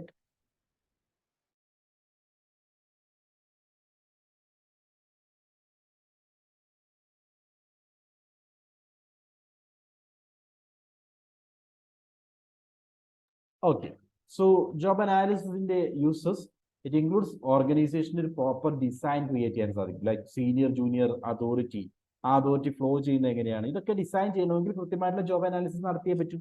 Then organisation and man power planning, HRP support ചെയ്യുന്നു. പ്ലേസ്മെന്റ് ആൻഡ് ഓറിയന്റേഷനെ സപ്പോർട്ട് ചെയ്യുന്നു, റിക്രൂട്ട്മെന്റ് ആൻഡ് സെലക്ഷനെ സപ്പോർട്ട് ചെയ്യുന്നു. അതേപോലെ safety and health standards define ചെയ്യാൻ വേണ്ടി ഇത്തരത്തിലുള്ള ജോബ് അനാലിസിസ് കണ്ടക്ട് ചെയ്താൽ മാത്രമേ സാധിക്കൂ. എംപ്ലോയി കൗൺസിലിങ്ങിനും പെർഫോമൻസ് അപ്രൈസലിനും ഇങ്ങനെ തുടങ്ങിയ എംപ്ലോയി റിലേറ്റഡ് ആയിട്ടുള്ള എല്ലാ ആസ്പെക്ട്സിനും ജോബ് അനാലിസിസ് വഴി മാത്രമേ നമുക്ക് നടത്താൻ സാധിക്കൂ. എന്തുകൊണ്ടാണ്? പർട്ടിക്കുലർ ആയിട്ടുള്ള ഈ ജോബിന് എന്താണെന്നുള്ളത് ക്ലിയർ കട്ടായി ഡിഫൈൻ ചെയ്താൽ മാത്രമേ അതിന്റെ റിപ്പോർട്ടിംഗ് റിലേഷൻഷിപ്പും സീനിയർ ജൂനിയർ റിലേഷനും ഓർഗനൈസേഷൻ സ്ട്രക്ചറിൽ അതിന്റെ സിഗ്നിഫിക്കൻസും ഒക്കെ നമുക്ക് ഐഡന്റിഫൈ ചെയ്യാൻ സാധിക്കും. Okay, that's why job analysis is relevant. Uses ആണ് നമ്മൾ പറഞ്ഞത്. Let me continue. Then steps in job analysis. Job അനാലിസിസിന്റെ ഡിഫറെന്റ് സ്റ്റേജസ് എന്ന് പറയുമ്പോൾ first stage is determination of uses of job analysis. എന്തിനു വേണ്ടിയാണ് ഈ ജോബ് അനാലിസിസ് നടത്തുന്നതെന്ന് ആദ്യം തീരുമാനിക്കുക. എന്തുകൊണ്ടാണെന്ന് ചോദിച്ചു കഴിഞ്ഞാൽ ഇതൊരു ടൈം കൺസ്യൂമിങ് ആൻഡ് എക്സ്പെൻസീവ് ടാസ്ക്കാണ് അല്ലേ? ഒരു ജോബിനെ എടുത്തിട്ട് അതിന്റെ ഡിഫറെന്റ് ആസ്പെക്റ്റുകൾ എടുക്കുക. സോ അങ്ങനെ ഒരു പ്രോസസ്സ് നമ്മൾ കണ്ടക്ട് ചെയ്യുമ്പോൾ എല്ലാ ജോബിനും ഇത് കണ്ടക്ട് ചെയ്യാന്ന് പറഞ്ഞാൽ വളരെ ഡിഫിക്കൽട്ട് ആണ്. സോ ഇൻ ദാറ്റ് സെൻസ് എന്തിനു വേണ്ടിയാണ് ഇങ്ങനെ ഒരു ജോബ് അനാലിസിസ് കണ്ടക്ട് ചെയ്യുന്നതെന്ന് ക്ലിയർ കട്ടായിട്ട് ഡിഫൈൻ ചെയ്യുക. That's the first stage, determination of uses of job analysis. Then second stage, collection of background information. ഈ ജോബുമായി ബന്ധപ്പെട്ട എല്ലാ ഡേറ്റയും കളക്ട് ചെയ്യുക. Then selection of job four analysis, അതായത് ഏത് പർട്ടിക്കുലർ ജോബാണ് നമ്മൾ അനലൈസ് ചെയ്യേണ്ടത് തീരുമാനിക്കുക. Okay, then collection of job analysis data. ഈ പർട്ടിക്കുലർ ജോബുമായി ബന്ധപ്പെട്ട ഡേറ്റ കളക്ട് ചെയ്യുക ആൻഡ് ഇൻഫർമേഷൻ പ്രോസസ്സിംഗ്. ദെൻ അതുമായി ബന്ധപ്പെട്ട 100% ഡേറ്റ നമ്മൾ പ്രോസസ് ചെയ്യുക. In the sense job rate നേച്ചറിലുള്ള കാര്യങ്ങളെല്ലാം ഒരു സിസ്റ്റമാറ്റിക് ഓർഡറിലേക്ക് മാറ്റുക. അതുവഴി we will be able to create job description and job specification. So first stage, determine the use of job analysis information. ആദ്യം നമ്മൾ ചെയ്യുന്നത് എന്തിനു വേണ്ടി ഇത് കണ്ടക്ട് ചെയ്യണം. So start by identifying the use to which information will be put. Since this will determine the type of data you collect and the technique use to collect them. So ഏത് കാര്യത്തിന് വേണ്ടിയാണ്? Performance appraisal conduct ചെയ്യാൻ വേണ്ടിയാണോ? അങ്ങനെയാണെങ്കിൽ ആ നേച്ചറിലുള്ള data നമ്മൾ collect ചെയ്യും. അല്ലെങ്കിൽ ഒരു HRP പർപ്പസിന് വേണ്ടിയാണോ? അങ്ങനെയാണെങ്കിൽ ആ റിലേറ്റഡ് ആയിട്ടുള്ള ഡേറ്റ ആയിരിക്കും നമ്മൾ കളക്ട് ചെയ്യുക. സോ എന്താണ് പർപ്പസ് എന്നുള്ളത് ക്ലിയർ കട്ടായി ഡിഫൈൻ ചെയ്യുകയാണ് ആദ്യത്തെ സ്റ്റേജ്. രണ്ടാമത്തെ stage, collection of background information. According to Terry, the makeup of a job, its relation to other jobs, and its requirement for competent performance are essential information needed for job evaluation. അതായത് actually ഇങ്ങനൊരു job എന്താണെന്ന് കൃത്യമായിട്ട് മനസ്സിലാക്കണമെങ്കിൽ നമ്മളിവിടെ ചെയ്യേണ്ടത് ജോബുമായി ബന്ധപ്പെട്ട maximum information collect ചെയ്യുക എന്നുള്ളതാണ്. This information can be had by reviewing available background information such as organisation chart. ഒന്ന്, നമ്മൾ ആ ഓർഗനൈസേഷൻ ചാർട്ട് എടുക്കുക. ഓർഗനൈസേഷൻ ചാർട്ട് കിട്ടിക്കഴിഞ്ഞാൽ which show how job in question relate to other jobs and when they fit into the organization, overall organization. So ആദ്യം നമ്മൾ organisation chart നോക്കും. Chart നോക്കുമ്പോൾ ആ ഹൈറാർക്കിയും പൊസിഷൻസും ഒക്കെ ഐഡന്റിഫൈ ചെയ്യാം. ആ പൊസിഷൻസ് വെച്ചുകൊണ്ട് നമ്മളിപ്പോൾ നോക്കാൻ പോകുന്ന ജോബിന്റെ ബാക്ക്ഗ്രൗണ്ട് മനസ്സിലാക്കാം. ആ ജോബ് ഏത് പൊസിഷനിൽ വരും, അതായത് ഈ ജോബും മറ്റ് ജോബ്സുമായുള്ള റിലേഷൻ എന്താണ്, അതേപോലെ ഓർഗനൈസേഷനിലെ ഹൈറാർക്കിയിൽ ഏത് ലെവലിലാണ് ഇത് ഫിറ്റ് ആവുന്നത്. രണ്ടാമതായി class specification, which describe the general requirement of class of job to which job under analysis belongs. ഇപ്പൊ നമ്മളൊരു അസിസ്റ്റന്റ് എന്ന് പറയുന്ന ഒരു വേക്കൻസി ആണെന്ന് വിചാരിക്കാം. സോ ഓർഗനൈസേഷനകത്ത് ഡിഫറെന്റ് ടൈപ്സ് ഓഫ് അസിസ്റ്റൻസ് ഉണ്ടാവും. ആ അസിസ്റ്റന്റ് എന്ന് പറയുന്ന വേക്കൻസിയിൽ എന്തൊക്കെ കാര്യങ്ങളാണ് വേണ്ടത്? ഓക്കെ, അതിന് ആ കാര്യങ്ങൾ തീരുമാനിച്ചു കഴിഞ്ഞാൽ അക്കൗണ്ട് അസിസ്റ്റന്റ് എന്ന് പറയുന്ന പൊസിഷനിലും നമുക്ക് അതുമായി കമ്പയർ ചെയ്യാൻ സാധിക്കും. അതൊരു ക്ലാസ് ആണ്. സോ ഈ അസിസ്റ്റന്റ് എന്ന് പറയുന്ന ആ പർട്ടിക്കുലർ ക്ലാസ്സുമായി ബന്ധപ്പെട്ട് എന്തൊക്കെ ഫീച്ചേഴ്സ് ആണുള്ളത്, എന്തൊക്കെ ജനറൽ റിക്വയർമെന്റ് ആണുള്ളതെന്ന് കൃത്യമായിട്ട് മനസ്സിലാക്കുക. മൂന്നാമതായി and the existing job description which provide the starting point from which to build the revised job description. Job description എന്ന് പറഞ്ഞാൽ it is the detailing about the task and activities involve in job. ഒരു particular ജോബിൽ എന്തൊക്കെ ഡ്യൂട്ടീസും റെസ്പോൺസിബിലിറ്റീസും ആണ് ചെയ്യേണ്ടത്, എന്തൊക്കെ കാര്യങ്ങളാണ് ജോബിൽ ഇൻവോൾവ് ചെയ്യുന്നത് എന്ന് ഡീറ്റെയിൽ ചെയ്ത് കഴിഞ്ഞാൽ അത് ജോബ് ഡിസ്ക്രിപ്ഷൻ ആണ്. സോ ഓൾറെഡി ജോബ് ഡിസ്ക്രിപ്ഷൻസ് ഉണ്ടെങ്കിൽ അത് നമുക്ക് കളക്ട് ചെയ്യാം. ഓക്കെ, 3 കാര്യങ്ങളാണ് പറഞ്ഞത്. ഒന്ന് ഓർഗനൈസേഷൻ ചാർട്ട് നോക്കുക. ഓർഗനൈസേഷൻ ചാർട്ട് നോക്കിക്കഴിഞ്ഞാൽ എന്താണ് ഈ ജോബിന്റെ റിലേഷൻ, ഏത് ഹൈറാർക്കിയിൽ ഏത് ലെവലിലാണ് ഈ ജോബ് വരുന്നതെന്ന് മനസ്സിലാക്കാം. രണ്ടാമതായിട്ട് ക്ലാസ്, ഇതേപോലുള്ള മറ്റ് ജോബുകൾ ഉണ്ടെങ്കിൽ അതിന്റെ ഫീച്ചേഴ്സ് എന്തൊക്കെയാണെന്ന് നോക്കുക. മൂന്നാമതായിട്ട് job description, already job describe ചെയ്തിട്ടുണ്ടെങ്കിൽ, മുമ്പ് ചിലപ്പോൾ നമ്മളിപ്പോൾ റീഡിസ്ക്രൈബ് ചെയ്യാനായിരിക്കും എടുക്കുന്നത്. സോ ഓൾറെഡി ജോബിനെ ഡിസ്ക്രൈബ് ചെയ്തിട്ടുണ്ടെങ്കിൽ ആ ഡിസ്ക്രിപ്ഷൻ നോക്കിക്കഴിഞ്ഞാൽ ഈ ജോബുമായി ബന്ധപ്പെട്ട ആക്ടിവിറ്റീസ് എന്തൊക്കെയാണെന്ന് നമുക്ക് മനസ്സിലാക്കാൻ സാധിക്കും. ഓക്കെ, ദെൻ മൂന്നാമത്തെ stage selection of job four analysis. മൂന്നാമത്തെ സ്റ്റേജിൽ ഏത് പർട്ടിക്കുലർ ജോബാണ് നമ്മൾ അനലൈസ് ചെയ്യാൻ ഉദ്ദേശിക്കുന്നത് അത് ചൂസ് ചെയ്യുക. സോ ബാക്ക്ഗ്രൗണ്ട് വെരിഫിക്കേഷൻ ഒക്കെ കണ്ടക്ട് ചെയ്തിട്ട് വേണം ആ ഒരു ജോബ് ചൂസ് ചെയ്യാൻ. ബിക്കോസ് റെലവെന്റ് ആയിട്ടുള്ള ജോബ് മാത്രം ചൂസ് ചെയ്യുക. Because actually it is A costly and time consuming process. അതുകൊണ്ട് ഒരു റെപ്രസെൻറ്റേറ്റീവ് സാമ്പിൾ എടുക്കുമ്പോൾ ഏറ്റവും ബെസ്റ്റ് സാമ്പിൾ ആയിരിക്കണം, ഏറ്റവും ബെസ്റ്റ് ജോബ് ആയിരിക്കണം നമ്മൾ എടുക്കേണ്ടത് ഫോർ അനാലിസിസ്. അതാണ് തേർഡ് സ്റ്റേജ് നടക്കുന്നത്, selection of job four analysis. Fourth, select ചെയ്ത് കഴിഞ്ഞാൽ ആ ജോബുമായി ബന്ധപ്പെട്ട റെലവെന്റ് ഡേറ്റ കളക്ട് ചെയ്യുക. Collection of job analysis data. Job data on features of the job, recruited employee qualification and requirements should be collected either from employees who are actually performing the job. ഒന്നെങ്കിൽ ഈ job ചെയ്തുകൊണ്ടിരിക്കുന്നവരോട് ചോദിക്കാം, ഈ ജോബിനകത്ത് എന്തൊക്കെ work ആണുള്ളത്, എന്തൊക്കെ activities ആണുള്ളത്, അതിന് എന്തൊക്കെ ക്വാളിഫിക്കേഷൻസ് ആണ് നിങ്ങൾക്കുള്ളത്, ആൻഡ് എന്തൊക്കെ റിക്വയർമെന്റ്സ് ആണ് അഡീഷണലി ഈ ജോബുമായി ബന്ധപ്പെട്ട് ചെയ്യേണ്ടി വരിക. ഇത് ചെയ്തുകൊണ്ടിരിക്കുന്ന ആൾക്കാരോട് ചോദിക്കാം.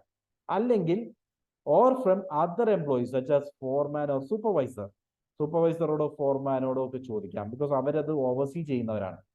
അതായത് അവരുടെ റിപ്പോർട്ടിംഗ് റിലേഷൻഷിപ്പ് ഉണ്ട്, ഇവർ കണ്ടുകൊണ്ടിരിക്കുന്നതാണ് ഇവർ ചെയ്യുന്ന വർക്ക്. അപ്പൊ അവരോട് വേണമെങ്കിൽ ചോദിക്കാം. അതും അല്ലെങ്കിൽ or from outside persons known as a trade job analysis.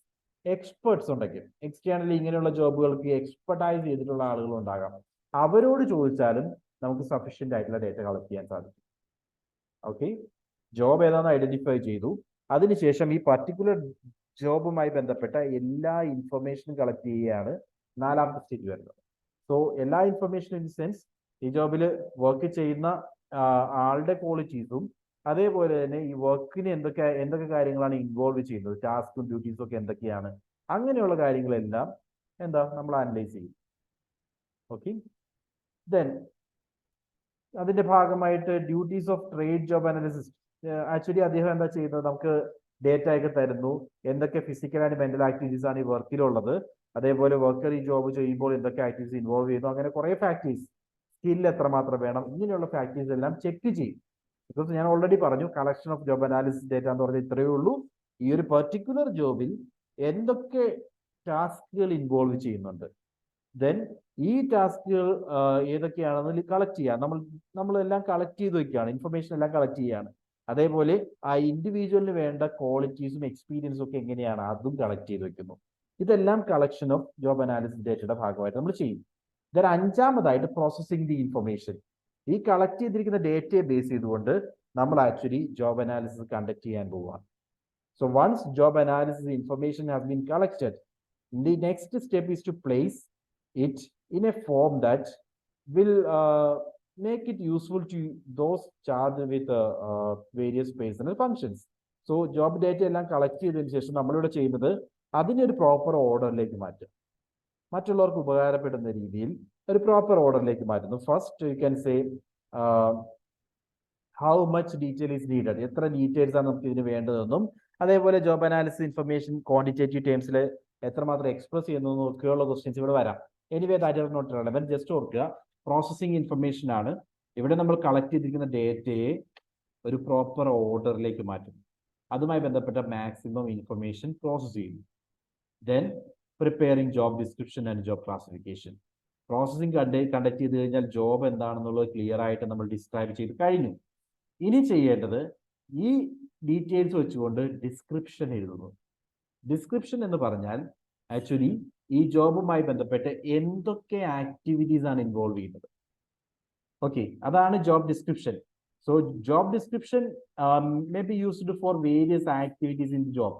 അതായത് ഒരു ഡീറ്റെയിൽഡ് സ്റ്റേറ്റ്മെന്റ് എന്നുള്ള രീതിയിൽ, ഒരു റിട്ടൺ സ്റ്റേറ്റ്മെന്റ് എന്നുള്ള രീതിയിൽ ആ ജോബ് റിലേറ്റഡ് ആയിട്ടുള്ള എല്ലാ ഡ്യൂട്ടീസും ടാസ്കുകളും നമ്മൾ എഴുതി തയ്യാറാക്കി കഴിഞ്ഞാൽ ആ ഡോക്യുമെന്റ് നമ്മൾ ജോബ് ഡിസ്ക്രിപ്ഷൻ എന്ന് പറയും.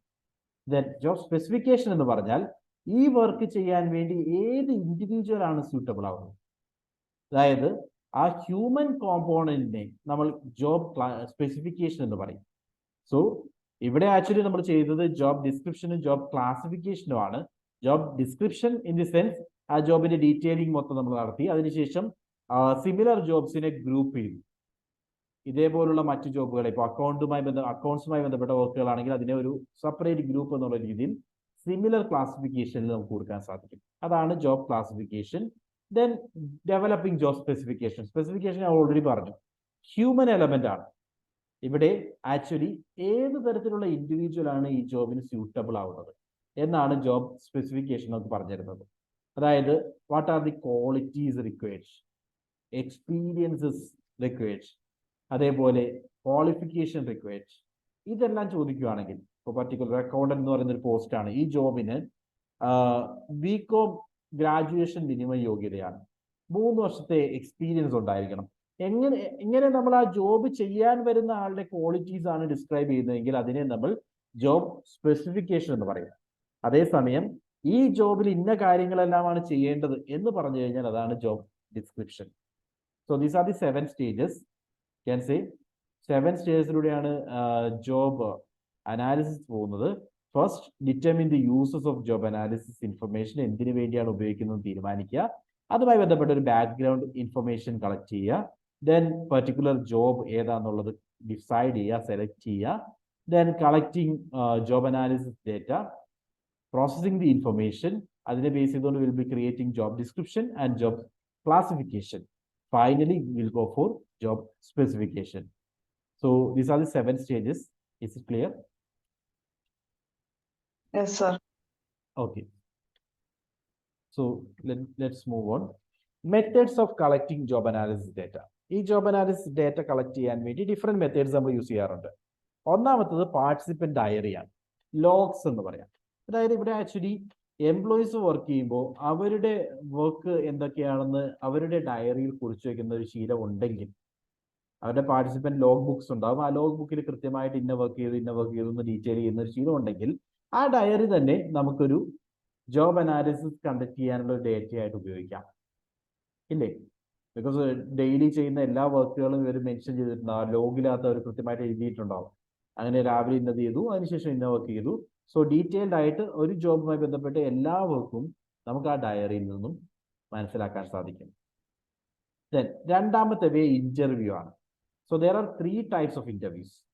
ഇന്റർവ്യൂ വഴി നമുക്ക് 3 രീതിയിൽ ഡേറ്റ കളക്ട് ചെയ്യാൻ സാധിക്കും. ഒന്ന്, ഇൻഡിവിജ്വൽ ഇന്റർവ്യൂസ് കണ്ടക്ട് ചെയ്യാം. സോ ഒരു ഇൻഡിവിജ്വൽ എന്ന രീതിയിൽ ജോബ് ചെയ്യുന്ന ആ പർട്ടിക്കുലർ ഇൻഡിവിജ്വലിനോട് ചോദിച്ച് വേണമെങ്കിൽ മനസ്സിലാക്കാം.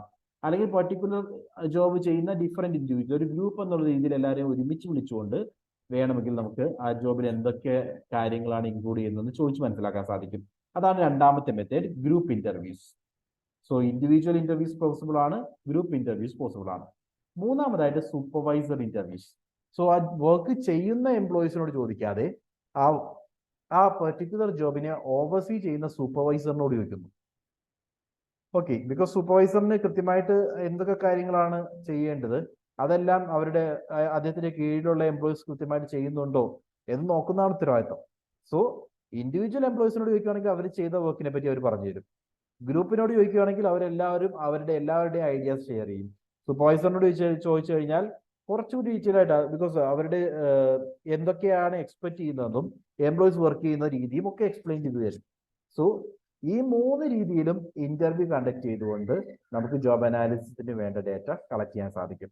So second method is interview method. Third method is critical incidence. ഇപ്പോൾ ക്രിട്ടിക്കൽ ഇൻസിഡൻസ് മെത്തേഡ് ആണെങ്കിൽ ജോബ് ഹോൾഡറിനോട് നമ്മൾ ചോദിക്കുന്നത് അദ്ദേഹത്തിന് ഈ ജോബിൽ ഉണ്ടായിട്ടുള്ള പാസ്റ്റ് എക്സ്പീരിയൻസിൽ ഉണ്ടായിട്ടുള്ള ഏറ്റവും ക്രിട്ടിക്കൽ ആയിട്ടുള്ള ഇൻസിഡൻസ് എന്താണ്, ഒരു പാസ്റ്റ് എക്സ്പീരിയൻസ് എന്താണ് എന്ന് ചോദിക്കുമ്പോൾ അവർ ആ ജോബിൽ ഉണ്ടായിട്ടുള്ള പ്രശ്നങ്ങളെ പറ്റിയും അവർ ചെയ്ത രീതികളെ പറ്റിയും ഒക്കെ എക്സ്പ്ലെയിൻ ചെയ്യും. സോ അതുവഴി നമുക്ക് ഡേറ്റ കളക്ട് ചെയ്യാൻ സാധിക്കും. So in this method job holders are asked to describe incidence concerning the job on the base of their past experience. അവരുടെ എക്സ്പീരിയൻസിനെ ബേസ് ചെയ്തുകൊണ്ട് ജോബിൽ ഉണ്ടായിരുന്ന പല ഇൻസിഡൻസും എക്സ്പ്ലെയിൻ ചെയ്യാൻ പറയുന്നു. The incidence are so collected, are analysed and classified according to the job areas they describe. ഇങ്ങനെ ആ ജോബിൽ ഉണ്ടായിട്ടുള്ള പ്രശ്നങ്ങൾ അവർ സോൾവ് ചെയ്ത രീതിയൊക്കെ അവർ എക്സ്പ്ലെയിൻ ചെയ്യുമ്പോൾ ആ ജോബിൽ വരുന്ന ഡിഫറെന്റ് ആസ്പെക്ട്സ് എന്താണ് എന്ന് നമുക്ക് മനസ്സിലാക്കാം. So A fairly picture of actual job requirements can be obtained by distinguishing between effective and ineffective behaviors of workers in the group. Because ഇതൊരു ക്രിട്ടിക്കൽ ഇൻസിഡന്റ് ആയപ്പോൾ ആകുന്നതുകൊണ്ട് തന്നെ ആ ക്രിട്ടിക്കൽ ഇൻസിഡന്റിനെ പറ്റി അവർ എക്സ്പ്ലെയിൻ ചെയ്യുമ്പോൾ എക്സ്പെക്ട് ചെയ്യുന്ന ബിഹേവിയറും എന്നാൽ നമ്മളുടെ ഇൻഎഫക്റ്റീവ് ആയിട്ടുള്ള ബിഹേവിയർ എന്താണെന്ന് കൃത്യമായിട്ട് ഐഡന്റിഫൈ ചെയ്യാൻ സാധിക്കും. ബിക്കോസ് അവർ പറഞ്ഞു തരും ഇന്ന പ്രശ്നം ഉണ്ടായി, അന്ന് നമുക്ക് മര്യാദയ്ക്ക് ചെയ്യാൻ സാധിച്ചില്ലെങ്കിൽ അതൊരു ഇൻഎഫക്റ്റീവ് ബിഹേവിയർ ആണ്, സാധിച്ചിട്ടുണ്ടെങ്കിൽ അതൊരു സ്ട്രാറ്റജിയാണ്. So in that sense effective ബിഹേവിയറും ഇൻഎഫക്റ്റീവ് ബിഹേവിയറും എന്താണെന്നൊക്കെ നമുക്ക് ക്രിട്ടിക്കൽ ഇൻസിഡൻസ് വഴി മനസ്സിലാക്കാം. പക്ഷെ ഇതൊരു ടൈം കൺസ്യൂമിങ് പ്രോസസ് ആണ്. അനലിസ്റ്റിന് ഇവിടെ അവർ പറയുന്ന കാര്യങ്ങളൊക്കെ മനസ്സിലാക്കുക, ദെൻ ഓരോ എംപ്ലോയീസിനോടും ക്രിട്ടിക്കൽ ഇൻസിഡൻസിനെ പറ്റി ചോദിക്കുക, ഇതൊക്കെ actually it will consume time. അതാണ് ക്രിട്ടിക്കൽ ഇൻസിഡന്റ് ഒരു weakness. Okay, let me move on to the third technique, technical conference methods. This method utilizes supervisors with extensive knowledge of the job. Technical conference എന്ന് പറയുമ്പോൾ actually ഉദ്ദേശിക്കുന്നത് ഇവിടെ നമ്മൾ എംപ്ലോയീസിനോട് discuss ചെയ്യുന്നതിന് പകരം എക്സ്പെർട്സിനോട് ചോദിക്കും. എക്സ്പെർട്സ് എന്ന് പറയുമ്പോൾ സൂപ്പർവൈസറി പോസ്റ്റിൽ ഇരിക്കുന്നവരാകാം, അല്ലെങ്കിൽ ഈ ജോബുമായി ബന്ധപ്പെട്ട് എക്സ്പീരിയൻസ് ഉള്ള നല്ല നോളജ് ഉള്ള ആളുകൾ. So here specific characteristics of the job are obtained from experts. Although it is a good data gathering methods, it often overlooks the incumbent workers' perception about what they do on their job. അതായത് actually സംഭവിക്കുന്നതെന്ന് വെച്ച് കഴിഞ്ഞാൽ ഇവരുടെ technical sides, ഇവർ എക്സ്പെർട്ടാണ്. So സാധാരണ വർക്കേഴ്സിനേക്കാൾ technically knowledge കൂടുതലുള്ളവരായിരിക്കും. അതുകൊണ്ട് അവർ സാധാരണ employees work ചെയ്യുന്നതിനേക്കാൾ കൂടുതൽ ഡീറ്റെയിൽസ് ചിലപ്പോൾ ഷെയർ ചെയ്യും. ഇറലവന്റ് ആയിട്ടുള്ള ചില ഫാക്ടേഴ്സും അതിൻ്റെ ഒപ്പം ഷെയർ ചെയ്ത് തന്നിരിക്കും. സോ ആ വർക്കിനെ കുറച്ച് കൂട്ടി പറയാനുള്ള, വർക്കിന്റെ റിയാലിറ്റിയിൽ നിന്നും കൂടുതൽ കാര്യങ്ങൾ പറയാനുള്ള ചാൻസസ് ടെക്നിക്കൽ കോൺഫ്ലിക്റ്റ് മെത്തേഡിലുണ്ട്. ഓക്കെ, വർക്കേഴ്സിന്റെ പെർസെപ്ഷനേക്കാൾ കൂടുതൽ അവരിൽ നിന്നും നമ്മൾ എക്സ്പെക്ട് ചെയ്യുന്ന രീതിയിലേക്ക് കാര്യങ്ങൾ മാറിയെന്നിരിക്കും. അഞ്ചാമത്തെ മെത്തേഡ് ജോബ് പെർഫോമൻസ് ആണ്. ഇതൊന്നും നടന്നില്ലെങ്കിൽ നമ്മൾ എന്ത് ചെയ്യണം? ആ ജോബ് ചെയ്തു നോക്കണം. So as an analyst or job analysis conduct ചെയ്യുന്ന ഇൻഡിവിജ്വൽ എന്നുള്ള രീതിയിൽ നമ്മൾ ആ വർക്ക് തന്നെ ഏറ്റെടുത്ത് ചെയ്യുകയും ഒരു മെത്തേഡാണ്.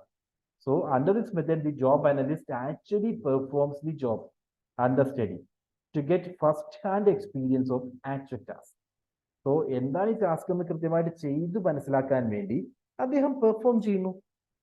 ഫിസിക്കലി അല്ലെങ്കിൽ U can say social demand എന്താണെന്ന് മനസ്സിലാക്കാനും ആക്ച്വൽ ടാസ്ക് എന്താണെന്ന് മനസ്സിലാക്കാനും അതിന്റെ സോഷ്യൽ കമ്മിറ്റ്മെന്റ്, ഫിസിക്കൽ എഫർട്ടും ഒക്കെ മനസ്സിലാക്കാൻ സാധിക്കും. This method can be used only for jobs where skill requirements are low. അല്ലേ, സ്കിൽ റിക്വയർമെന്റ്, സ്പെസിഫിക് സ്കിൽസ് ആവശ്യമുള്ള ജോബ് ആണെങ്കിൽ അനലിസ്റ്റിന് ആ സ്കിൽ ഉണ്ടാവണമെന്നില്ല. അനലിസ്റ്റ് ആക്ച്വലി ചെയ്യുന്നത് എന്താണെന്ന് വെച്ച് കഴിഞ്ഞാൽ അദ്ദേഹം അനലിസ്റ്റ് ആണ്. സോ ജോബ് എന്താണെന്ന് പഠിച്ച് അതിനെപ്പറ്റി റിപ്പോർട്ട് ചെയ്യുക എന്നുള്ളതാണ് അദ്ദേഹത്തിന്റെ ഡ്യൂട്ടി. ഇൻ ദാറ്റ് സെൻസ് ഈ ജോബ് ആർക്ക് വേണമെങ്കിലും ചെയ്യാവുന്ന ജോബ് ആണെങ്കിൽ ഓക്കെ, ലൈക്ക് ഒരു അൺസ്കിൽഡ് ലേബർ ആണെങ്കിൽ അവിടെ എല്ലാവർക്കും ചെയ്യാൻ സാധിക്കും. അങ്ങനെയാണെങ്കിൽ ഇദ്ദേഹത്തിന് ചെയ്തു നോക്കി വർക്ക് എന്താണെന്ന് മനസ്സിലാക്കാം. പക്ഷേ എക്സ്പെർട്സിന്റെ ജോബ് ആണെങ്കിലോ, സ്പെസിഫിക് സ്കിൽ റിക്വയർഡ് ആയിട്ടുള്ള ജോബ് ആണെങ്കിലോ, അത് ആ എക്സ്പെർട്സ് ചെയ്യുന്നത് പോലെ ഒരിക്കലും ഈ അനലിസ്റ്റിന് ചെയ്യാൻ സാധിച്ചെന്ന് വരില്ല. അവിടെയാണ് ഇത് ഇൻഅപ്രോപ്രിയേറ്റ് ആവുന്നത്. Okay, so job performance. So 5 മെത്തേഡുകൾ ഞാൻ ഇതുവരെ പറഞ്ഞ ഡേറ്റ കളക്ഷന് വേണ്ടി ഉപയോഗിക്കുന്ന, ജോബ് അനാലിസിസ് ഡേറ്റ കളക്ഷന് വേണ്ടി ഉപയോഗിക്കുന്ന 5 മെത്തേഡുകളാണ്. ഒന്നാമത്തെ method participants diary or logs. ഈ ലോഗ്സിൽ അവരെല്ലാ കാര്യങ്ങളും എക്സ്പ്ലെയിൻ ചെയ്തിട്ടുണ്ടാവും, അതുവഴി നമുക്ക് മനസ്സിലാക്കാം. ദെൻ ഇന്റർവ്യൂ, ഡയറക്റ്റ്ലി ചോദിച്ച് മനസ്സിലാക്കുന്നതാണ്. ക്രിട്ടിക്കൽ ഇൻസിഡന്റ് എക്സ്പ്ലെയിൻ ചെയ്യാൻ പറയുമ്പോൾ അതുമായി ബന്ധപ്പെട്ട ഇഫക്റ്റീവ് ബിഹേവിയറും ഇൻഎഫക്റ്റീവ് ബിഹേവിയറും നമുക്ക് മനസ്സിലാക്കാൻ സാധിക്കും. ദെൻ ടെക്നിക്കൽ കോൺഫറൻസ് മെത്തേഡ്, എക്സ്പെർട്സിനോട് കാര്യങ്ങൾ ചോദിച്ച് മനസ്സിലാക്കുന്ന രീതി. ദെൻ ജോബ് പെർഫോമൻസ്, ആക്ച്വലി നമ്മൾ തന്നെ ജോബ് ചെയ്തു നോക്കി മനസ്സിലാക്കുന്ന രീതി. Any doubts?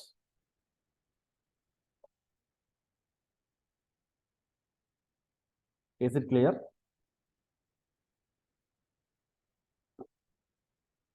Yes, sir. Yes, sir. Okay, fine. Then next is functional job analysis. Functional job അനാലിസിസും ഇത്തരത്തിൽ ജോബ് അനാലിസിസ് കണ്ടക്ട് ചെയ്യാനുള്ള ഒരു മെത്തേഡാണ്. Functional job analysis is an employee-oriented analytical approach of job analysis. This approach attempts to describe the all person on a job. അതായത് ഒരു individual അദ്ദേഹത്തിന്റെ ജോബുമായി ബന്ധപ്പെട്ട് എന്നാണ് ഡിഫൈൻ ചെയ്യുന്നത്, അദ്ദേഹം പെർഫോം ചെയ്യുന്ന ഫംഗ്ഷൻസ് എന്തൊക്കെയാണ് എന്നുള്ളതാണ് ഡിഫൈൻ ചെയ്യാൻ ശ്രമിക്കുന്നത്. So the main features of functional job analysis includes the following: the extent to which specific instructions are necessary to perform the job. ആദ്യത്തെ കൺസെന്റ് ഇതാണ്. ആദ്യത്തെ കണ്ടന്റ് എന്ന് പറയുന്നത് ഇത്തരത്തിൽ ഏതൊക്കെ ഇൻസ്ട്രക്ഷൻ ആണ് ആവശ്യം, ഈ ജോബ് ചെയ്യാൻ വേണ്ടി എന്തൊക്കെ ഇൻസ്ട്രക്ഷൻ ആണ് ആവശ്യം എന്നുള്ളത് ആദ്യം നോക്കുന്നു. രണ്ടാമതായി, to the extent to which reasoning and judgement are required to job. Reasoning എബിലിറ്റിയും ജഡ്ജ്മെന്റൽ എബിലിറ്റിയും എത്രമാത്രം ഈ ജോബിൽ ആവശ്യമാണ്. ദെൻ മാത്തമാറ്റിക്കൽ എബിലിറ്റി എത്രമാത്രം ആവശ്യമാണ്. അതേപോലെ verbal and language facilities. So ഒരു ഇൻഡിവിജ്വൽ പെർസ്പെക്റ്റീവില് ഇവിടെ ആദ്യം ക്രോസ് ചെക്ക് ചെയ്യുന്നത് സ്പെസിഫിക് ഇൻസ്ട്രക്ഷൻസിന്റെ ആവശ്യം എത്രമാത്രമുണ്ട്, റീസണിങ് ആൻഡ് ജഡ്ജ്മെന്റ് എബിലിറ്റീസിന്റെ ആവശ്യം എത്രമാത്രമുണ്ട്, മെന്റൽ എബിലിറ്റി എത്രമാത്രം വേണം, വെർബൽ ആൻഡ് ലാംഗ്വേജ് എബിലിറ്റീസ് എത്രമാത്രം ഉണ്ടായിരിക്കണം. ഇങ്ങനെ ഒരു പേഴ്സൺ, ആ ജോബ് ചെയ്യുന്ന ഇൻഡിവിജ്വലിനെ ബേസ് ചെയ്തുകൊണ്ട് നമ്മൾ ആ ജോബിനെ അനാലിസിസ് നടത്താൻ ശ്രമിക്കുകയാണ്. സോ ആ പേഴ്സന്റെ ഫംഗ്ഷൻ, അദ്ദേഹം പെർഫോം ചെയ്യുന്ന ഫംഗ്ഷനെ ബേസ് ചെയ്തുകൊണ്ട് ഈ ജോബിനെ ഡിഫൈൻ ചെയ്യാൻ ശ്രമിച്ചാൽ അതിനെ നമുക്ക് ഫങ്ഷണൽ ജോബ് അനാലിസിസ് എന്ന് പറയാം. Okay, functional job analysis clear ആണോ?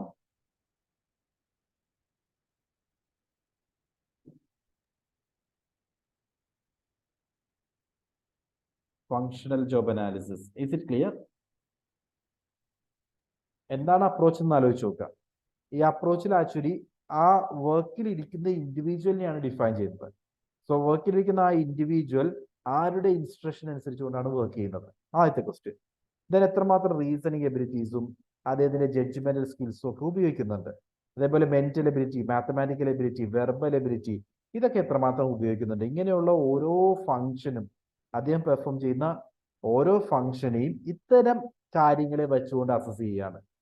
സോ അദ്ദേഹത്തെ ഇങ്ങനെ നിർവചിക്കാൻ ശ്രമിക്കുകയാണെങ്കിൽ, ജോബിലിരിക്കുന്ന വ്യക്തിയെ ഇത്തരത്തിൽ ഡിഫൈൻ ചെയ്യാൻ ശ്രമിക്കുകയാണെങ്കിൽ ആക്ച്വലി നമ്മൾ ആ ജോബിനെ തന്നെ എക്സ്പ്ലെയിൻ ചെയ്യുകയാണ്.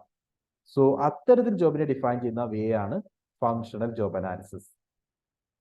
Let me move on. Seventh one is observation method. Under this method, the job analyst watches the employee directly on the job. Observations are made on various tasks, activities, the pace at which tasks are carried out, and the way different activities are performed. Observation എന്താ? ആ ഒരു employee work ചെയ്യുന്നത് ഇദ്ദേഹം നോക്കിക്കാണുന്നു. Okay, job അനാലിസിന് എന്താ വേണ്ടത്? ഈ employee work ചെയ്യുന്നത് എന്താണെന്നാണ്, എങ്ങനെയാണ് എന്നാണ് മനസ്സിലാക്കേണ്ടത്. അദ്ദേഹത്തിന്റെ എല്ലാ വർക്ക് ഡീറ്റെയിൽസും ടാസ്കുകളും എല്ലാം അറിയണം. അപ്പൊ ആ എംപ്ലോയി വർക്ക് ചെയ്യുന്നത് ആക്ച്വലി ഒബ്സർവ് ചെയ്യുന്നത് വഴി തന്നെ നമുക്ക് ഈ ഡേറ്റ കളക്ട് ചെയ്യാൻ സാധിക്കും. അതാണ് ഒബ്സർവേഷൻ മെത്തേഡിൽ വരുന്നത്. Okay, then eighth one is questionnaire. The method is usually employed by engineering consultants. Properly drafted questionnaires are sent out to job holders for completion and returned to the supervisor. ഇവിടെ actually ഒരു pre planned questionnaire create ചെയ്യുന്നു. ജോബിന്റെ ഓരോ റോളിനെ പറ്റിയും ചോദിക്കുന്ന, ഓരോ കാര്യത്തെ പറ്റി എക്സ്പ്ലെയിൻ ചെയ്യുന്ന ഒരു ക്വസ്റ്റ്യനെയർ. ആ ക്വസ്റ്റ്യനെയർ ക്രിയേറ്റ് ചെയ്തിട്ട് ഈ ജോബ് ചെയ്യുന്നവരുടെ കൊടുക്കുന്നു. അവരത് ഫില്ല് ചെയ്യുമ്പോൾ നമുക്ക് ഓരോ കാര്യങ്ങളും മനസ്സിലാക്കിയെടുക്കാൻ സാധിക്കും. പക്ഷെ ഇവിടെയുള്ള ഫോൾട്ട് എന്താണെന്ന് വെച്ച് കഴിഞ്ഞാൽ, however the information received is often unorganised and incoherent. അതായത് അവരപ്പോൾ തോന്നുന്ന പോലെ ആയിരിക്കും ഫില്ല് ചെയ്യുക. എംപ്ലോയീസിന് ആ ഒരു സാഹചര്യത്തിൽ ഫീൽ ചെയ്യുന്ന പോലെ അവർ ഫീൽ ചെയ്യും. പക്ഷെ അത് യഥാർത്ഥത്തിൽ ശരിയാവണമെന്നില്ല, ഒരു പ്രോപ്പർ ഓർഗനൈസേഷൻ അതിനകത്ത് ഉണ്ടാവണമെന്നില്ല. അതൊക്കെയാണ് ക്വസ്റ്റ്യനെയർ മെത്തഡിന്റെ limitation. The idea is issuing questionnaire to elicit the necessary information about the job holders so that any error may first be discussed with the employee and after corrections may be submitted to the job analyst. Normally ഒരു process ചെയ്യുന്നത് ആദ്യം questionnaire കൊടുത്തിട്ട് job അനാലിസ്റ്റിന്റെ കയ്യിൽ നിന്നും question കൊടുക്കുന്നു. Then job holder അത് fill ചെയ്തതിനു ശേഷം എന്തെങ്കിലും എറർ വന്നിട്ട് അത് കറക്റ്റ് ചെയ്തിട്ടായിരിക്കും ജോബ് അനാലിസ്റ്റിന്റെ കയ്യിൽ വരേണ്ടത്. അതർവൈസ് ഇതിന്റെ എഫിഷ്യൻസി ഉണ്ടാവില്ല. ബിക്കോസ് എംപ്ലോയീസ് ഇങ്ങനെ ഒരു ക്വസ്റ്റ്യനെയർ കൊടുക്കുമ്പോൾ അവരുടെ പെർട്ടിക്കുലർ ജോബിന് പുറത്തുള്ള കാര്യമാണ്, അതിൽ അവർ 100% effort എടുക്കണമെന്നില്ല.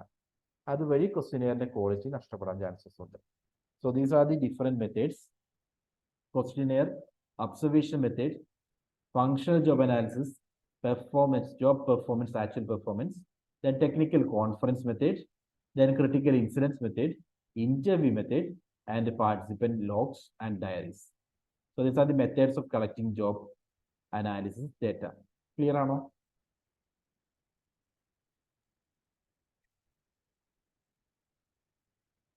Is it clear? Clear, sir. ശരി. So job description എന്താ നമ്മൾ ഓൾറെഡി പറഞ്ഞു. Description എന്താ? It's a written record of duties, responsibilities and requirements of a particular job. ഈ പർട്ടിക്കുലർ ജോബുമായി ബന്ധപ്പെട്ട എല്ലാ കാര്യങ്ങളും, അതായത് ജസ്റ്റ് ഒരു എക്സാമ്പിൾ ഞാൻ കാണിക്കാം. ഇതാണ് ജോബ് ഡിസ്ക്രിപ്ഷൻ. സോ ഡിസ്ക്രിപ്ഷനകത്ത് ഉള്ള കാര്യങ്ങൾ എന്തൊക്കെയാന്ന് നോക്കി. ഒരു ജോബ് ടൈറ്റിൽ ഉണ്ട് റെക്കോർഡ് ക്ലർക്ക്. ദെൻ സൂപ്പർവൈസർ ആരാണ്? റെക്കോർഡ് സൂപ്പർവൈസർ ആണ്. അതിന്റെ നമ്മൾ സൂപ്പർവൈസ് ചെയ്യുന്ന ആരാണ്? ദെൻ സൂപ്പർവൈസറി റെസ്പോൺസിബിലിറ്റി, ആരെയാണ് നമ്മൾ സൂപ്പർവൈസ് ചെയ്യുന്നത് അല്ലെങ്കിൽ ഈ ജോബ് പൊസിഷൻ സൂപ്പർവൈസ് ചെയ്യുന്നത്. ദെൻ ജോബ് സമ്മറി, എന്തൊക്കെ കാര്യങ്ങളാണ് ജോബിന്റെ ഭാഗമായിട്ട് ചെയ്യേണ്ടത്? Originate, process and maintain comprehensive records, implement required controls, അങ്ങനെയുള്ള കാര്യങ്ങളെല്ലാം ഈ ജോബിൽ എന്തൊക്കെ കാര്യങ്ങൾ ഇൻ സമ്മറി ചെയ്യുന്നുണ്ട്. Then job duties and responsibilities, working condition, relationships, ഏതൊക്കെ ഡിപ്പാർട്ട്മെന്റുമായിട്ട് എങ്ങനെയൊക്കെ ആയിരിക്കണം റിലേഷൻഷിപ്പ്. ദെൻ ജോബ് ക്യാരക്ടറിസ്റ്റിക്സ്, ഇങ്ങനെയുള്ള എല്ലാ കാര്യങ്ങളും സ്പെസിഫൈ ചെയ്യുന്ന ഒരു ഡോക്യുമെന്റ് ആണ് ജോബ് ഡിസ്ക്രിപ്ഷൻ. എല്ലായിടത്തും എന്താണ്, ഈ പെർട്ടിക്കുലർ ജോബിൽ എന്തൊക്കെ ആക്ടിവിറ്റീസ് ആണ് ഇൻവോൾവ് ചെയ്യുന്നത് എന്നായിരിക്കും ഡിഫൈൻ ചെയ്യുന്നത്. Okay, so job description is an organised factual statement of duties and responsibilities of a specific job. ഒരു പർട്ടിക്കുലർ ജോബ് എടുത്തു കഴിഞ്ഞാൽ അതുമായി ബന്ധപ്പെട്ട ഡ്യൂട്ടീസും റെസ്പോൺസിബിലിറ്റീസും ഡിഫൈൻ ചെയ്യുന്ന ഒരു സ്റ്റേറ്റ്മെന്റ് ആണ് job description. Then in brief it should tell what is to be done, how it is to be done, and why. ഇങ്ങനെയുള്ള questions ആണ്. എന്താണ് ചെയ്യേണ്ടത്, ഏത് രീതിയിലാണ് ചെയ്യേണ്ടത്, അത് എന്തുകൊണ്ടാണ് ചെയ്യേണ്ടത്, അങ്ങനെയുള്ള കാര്യങ്ങളെല്ലാം ഈ ഡിസ്ക്രിപ്ഷനകത്ത് ഡിഫൈൻ ചെയ്തിട്ടുണ്ടാവും. It is A standard of function in that defines the appropriate and authorized content of a job. So എന്താണ് ഈ പർട്ടിക്കുലർ ജോബ് എന്ന് ഡീറ്റെയിൽ ആയി ഡിസ്ക്രൈബ് ചെയ്യുന്ന സ്റ്റാൻഡേർഡ് ആണ് job description. Okay, so job ഡിസ്ക്രിപ്ഷന്റെ ഭാഗമായിട്ട് എന്തൊക്കെ വേണം? Job identification, job summary, duties and responsibilities, supervisory responsibilities, then relation to other jobs, machines, ഏതൊക്കെ മെഷീൻസ് നമുക്ക് കൈകാര്യം ചെയ്യാം, വർക്കിംഗ് കണ്ടീഷൻ എങ്ങനെയായിരിക്കും, ദെൻ സോഷ്യൽ എൻവയോൺമെന്റ് എങ്ങനെയായിരിക്കും, ഇങ്ങനെയുള്ള ഡീറ്റെയിലിംഗ് എല്ലാം ഈ ഒരു ജോബ് ഡിസ്ക്രിപ്ഷന്റെ ഭാഗമായിട്ട് തന്നെ ഉണ്ടാവും. സ്പെസിഫിക്കേഷനിലേക്ക് വന്നു കഴിഞ്ഞാൽ ഡിസ്ക്രിപ്ഷൻ ജോബ് എന്താണെന്നാണ് പറയുന്നത്. സ്പെസിഫിക്കേഷൻ റൈറ്റ് ഇൻഡിവിജ്വൽ ആരാണെന്നാണ്. So the job specification such as a job summary properly describes is thus a specialized job description. So emphasizing personal requirement, ഇതാണ് ഓർക്കേണ്ടത്. It is actually concentrating on personal requirements. അതായത് ഏത് തരത്തിലുള്ള ഇൻഡിവിജ്വലിനെ ആയിരിക്കണം select ചെയ്യേണ്ടത് ഈ particular job ചെയ്യാൻ, അതാണ് സ്പെസിഫിക്കേഷന്റെ ഭാഗമായിട്ട് വരുന്നത്. So like essential attributes a person must possess, അതിന്റെ ക്വാളിഫിക്കേഷൻ, അതിന്റെ എബിലിറ്റീസ്, അങ്ങനെയുള്ള കാര്യങ്ങളെല്ലാം ഈ സ്പെസിഫിക്കേഷന്റെ ഭാഗമായിട്ട് വരുന്നുണ്ട്. സോ യു ക്യാൻ സിംപ്ലി പറയുകയാണെങ്കിൽ physical characteristics like you can say health, strength, endurance, age, height, weight, vision പോലുള്ള കാര്യങ്ങളെല്ലാം ഫിസിക്കൽ ക്യാരക്ടറിസ്റ്റിക്സ് ആണ്. Then psychological or social characteristics, emotional stability, flexibility, decision making ability, analytical view, mental ability, pleasing manners, initiative, psychological ആയിട്ടുള്ള ഫീച്ചേഴ്സും social ക്യാരക്ടറിസ്റ്റിക്സും. Then mental characteristics like general intelligence, memory, judgement, ability to concentrate, foresight, intellectual ആയിട്ടുള്ള കാര്യങ്ങൾ. Then personal characteristics such as sex, education, family, demographic ആയിട്ടുള്ള features എല്ലാം അതിന്റെ ഭാഗമായിട്ട് പറയാം. സോ ഒരു പർട്ടിക്കുലർ എംപ്ലോയി, അതായത് ഈ ജോബ് ചെയ്യേണ്ട പർട്ടിക്കുലർ എംപ്ലോയി എങ്ങനെയുള്ള ആളായിരിക്കണം, അതാണ് സ്പെസിഫിക്കേഷനിൽ പറയുന്നത്. ഓക്കെ, ജോബ് അനാലിസിസ് രണ്ട് പാർട്ടാണുള്ളത്, ജോബ് ഡിസ്ക്രിപ്ഷനും ജോബ് സ്പെസിഫിക്കേഷനും. ഡിസ്ക്രിപ്ഷൻ എന്താണെന്നും സ്പെസിഫിക്കേഷൻ എന്താണെന്നും നമ്മൾ പറഞ്ഞു, ജസ്റ്റ് ഒന്ന് നോക്കുക കേട്ടോ. Then last term is job design. Job ഡിസൈനെ പറ്റി നമ്മൾ നെക്സ്റ്റ് ക്ലാസ്സിൽ ഡിസ്കസ് ചെയ്യാം. ഇന്ന് നമ്മൾ ആക്ച്വലി ഡിസ്കസ് ചെയ്യാൻ പോകുന്നത് കുറച്ച് MCQs ആണ്. പെട്ടെന്ന് നോക്കിയിട്ട് നമുക്ക് വൈൻഡപ്പ് ചെയ്യാം കേട്ടോ. സോ ജോബ് ഡിസൈൻ നമ്മൾ നെക്സ്റ്റ് ലെക്ചറിന്റെ ഭാഗമായിട്ട് ഡിസ്കസ് ചെയ്യും. So MCQ 1, process of studying and collecting information about A job is known as. പറയൂ. Is it HRP, job design, Job analysis? ഒരു Job particular analysis. Okay particular ജോബുമായി ബന്ധപ്പെട്ട informations collect ചെയ്യുന്നതിനെ എന്ത് വിളിക്കും? ജോബ് അനാലിസിസ് എന്ന് വിളിക്കും. ദെൻ അടുത്തത് job analysis results in. Job analysis എന്തൊക്കെ നമുക്ക് പ്രൊവൈഡ് ചെയ്യും? Job description, specification, evaluation and all of the above. അവിടെ നമ്മൾ ഡിസ്ക്രിപ്ഷനും സ്പെസിഫിക്കേഷനും മാത്രമേ പറഞ്ഞുള്ളൂ. പക്ഷെ ഇവിടെ ചോദിച്ചിരിക്കുന്നത് എങ്ങനെയാണെന്ന് വെച്ച് കഴിഞ്ഞാൽ ജോബ് അനാലിസിസ് വഴി നമുക്ക് എന്തൊക്കെ കിട്ടുമെന്നാണ്. So first of all job analysis ഡേറ്റയിൽ നിന്ന് ഡയറക്റ്റ്ലി നമുക്ക് കിട്ടുന്ന ഡിസ്ക്രിപ്ഷനും സ്പെസിഫിക്കേഷനും ആണ്. അതുകൂടാതെ ഈ ഡേറ്റ ഉപയോഗിച്ചുകൊണ്ട് നമുക്ക് ഇവാലുവേഷൻ കണ്ടക്ട് ചെയ്യാൻ സാധിക്കും. ഇവാലുവേഷൻ നമ്മുടെ എന്താ പറയുക, ഈ ഒരു ഏരിയയുമായി ബന്ധപ്പെട്ട കാര്യമേ അല്ല, അത് കൺട്രോളിങ് ആസ്പെക്ട് ആണ്. ഈവൻ ദോ കൺട്രോളിങ്ങിനും ഇവാലുവേഷനും ജോബ് അനാലിസിസ് ഉപയോഗിക്കാം. So all of the above is the right answer. Then next one, job description is a statement containing items like എന്തൊക്കെ കാര്യങ്ങൾ ജോബ് ഡിസ്ക്രിപ്ഷനിൽ വരാം നോക്കുക. All of these. അവിടെ ഒരിക്കലും ഒരു പേഴ്സണൽ റിക്വയർമെന്റ് അവർ പറഞ്ഞിട്ടില്ല. ഒരു ഇൻഡിവിജ്വലൈസ്ഡ് ആയിട്ടുള്ള കൺസിഡറേഷൻ ആണെങ്കിൽ അത് സ്പെസിഫിക്കേഷൻ ആണ്. ഇവിടെ പറഞ്ഞിരിക്കുന്നത് ജോബിന്റെ റിക്വയർമെന്റ്സ് ആണ്. സോ ജോബ് ഡിസ്ക്രിപ്ഷനിൽ വരുന്നത് ടൈറ്റിൽ ഇൻക്ലൂഡ് ചെയ്യാം, location, duties, machines, tools, equipment, material, working condition, hazards, ഇതെല്ലാം ജോബ് ഡിസ്ക്രിപ്ഷന്റെ ഭാഗമായിട്ട് വരും. Then next dash is a factual statement of task duties involved in a job. Duties and tasks. Job description. Okay, right. Job description ആണ് ഡ്യൂട്ടീസിനെയും ടാസ്കിനെയും പറ്റി പറയുന്നത്. Next one, job specification is a statement of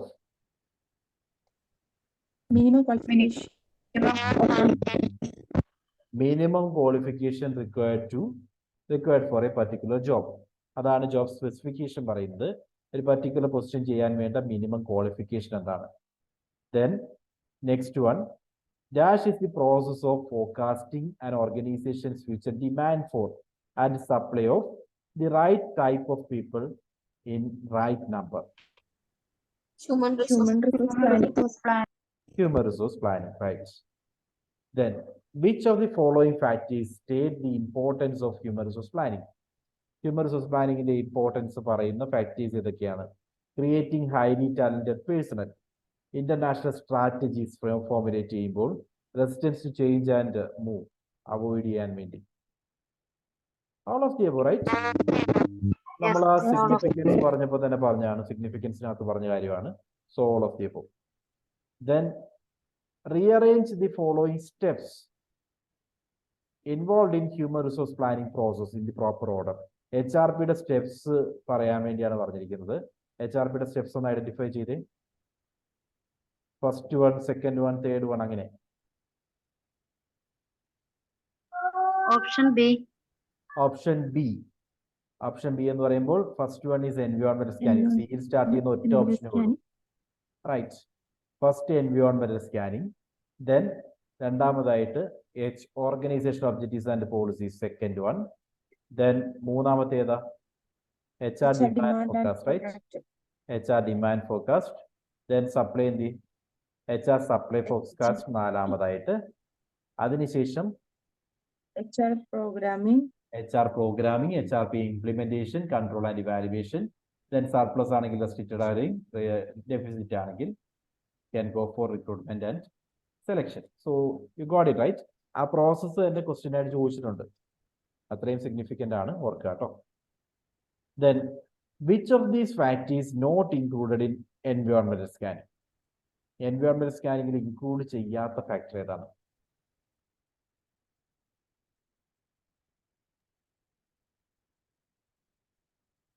Yes, please.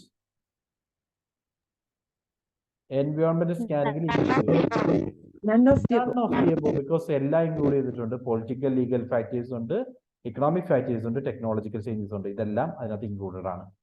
Last one, dash is the process of estimating the quantity and quality of people required to meet future needs of the organization. Demand forecasting. Needs അല്ലേ? Needs ആകുമ്പോൾ ഉടനെ പറഞ്ഞോളൂ demand forecasting. So that is right. So that's it. So detail ആയിട്ട് ഒരുപാട് കാര്യങ്ങൾ നമ്മൾ ഇന്ന് discuss ചെയ്തിട്ടുണ്ട്. എല്ലാം ഒന്ന് നോക്കുക. ദെൻ എന്തെങ്കിലും ഡൗട്ട്സ് ഉണ്ടെങ്കിലും പറയാം കേട്ടോ. So that's it. Thank you every one. വീണ്ടും നാളെ കാണാം. By. Thank you. Thank you, sir. Thank you.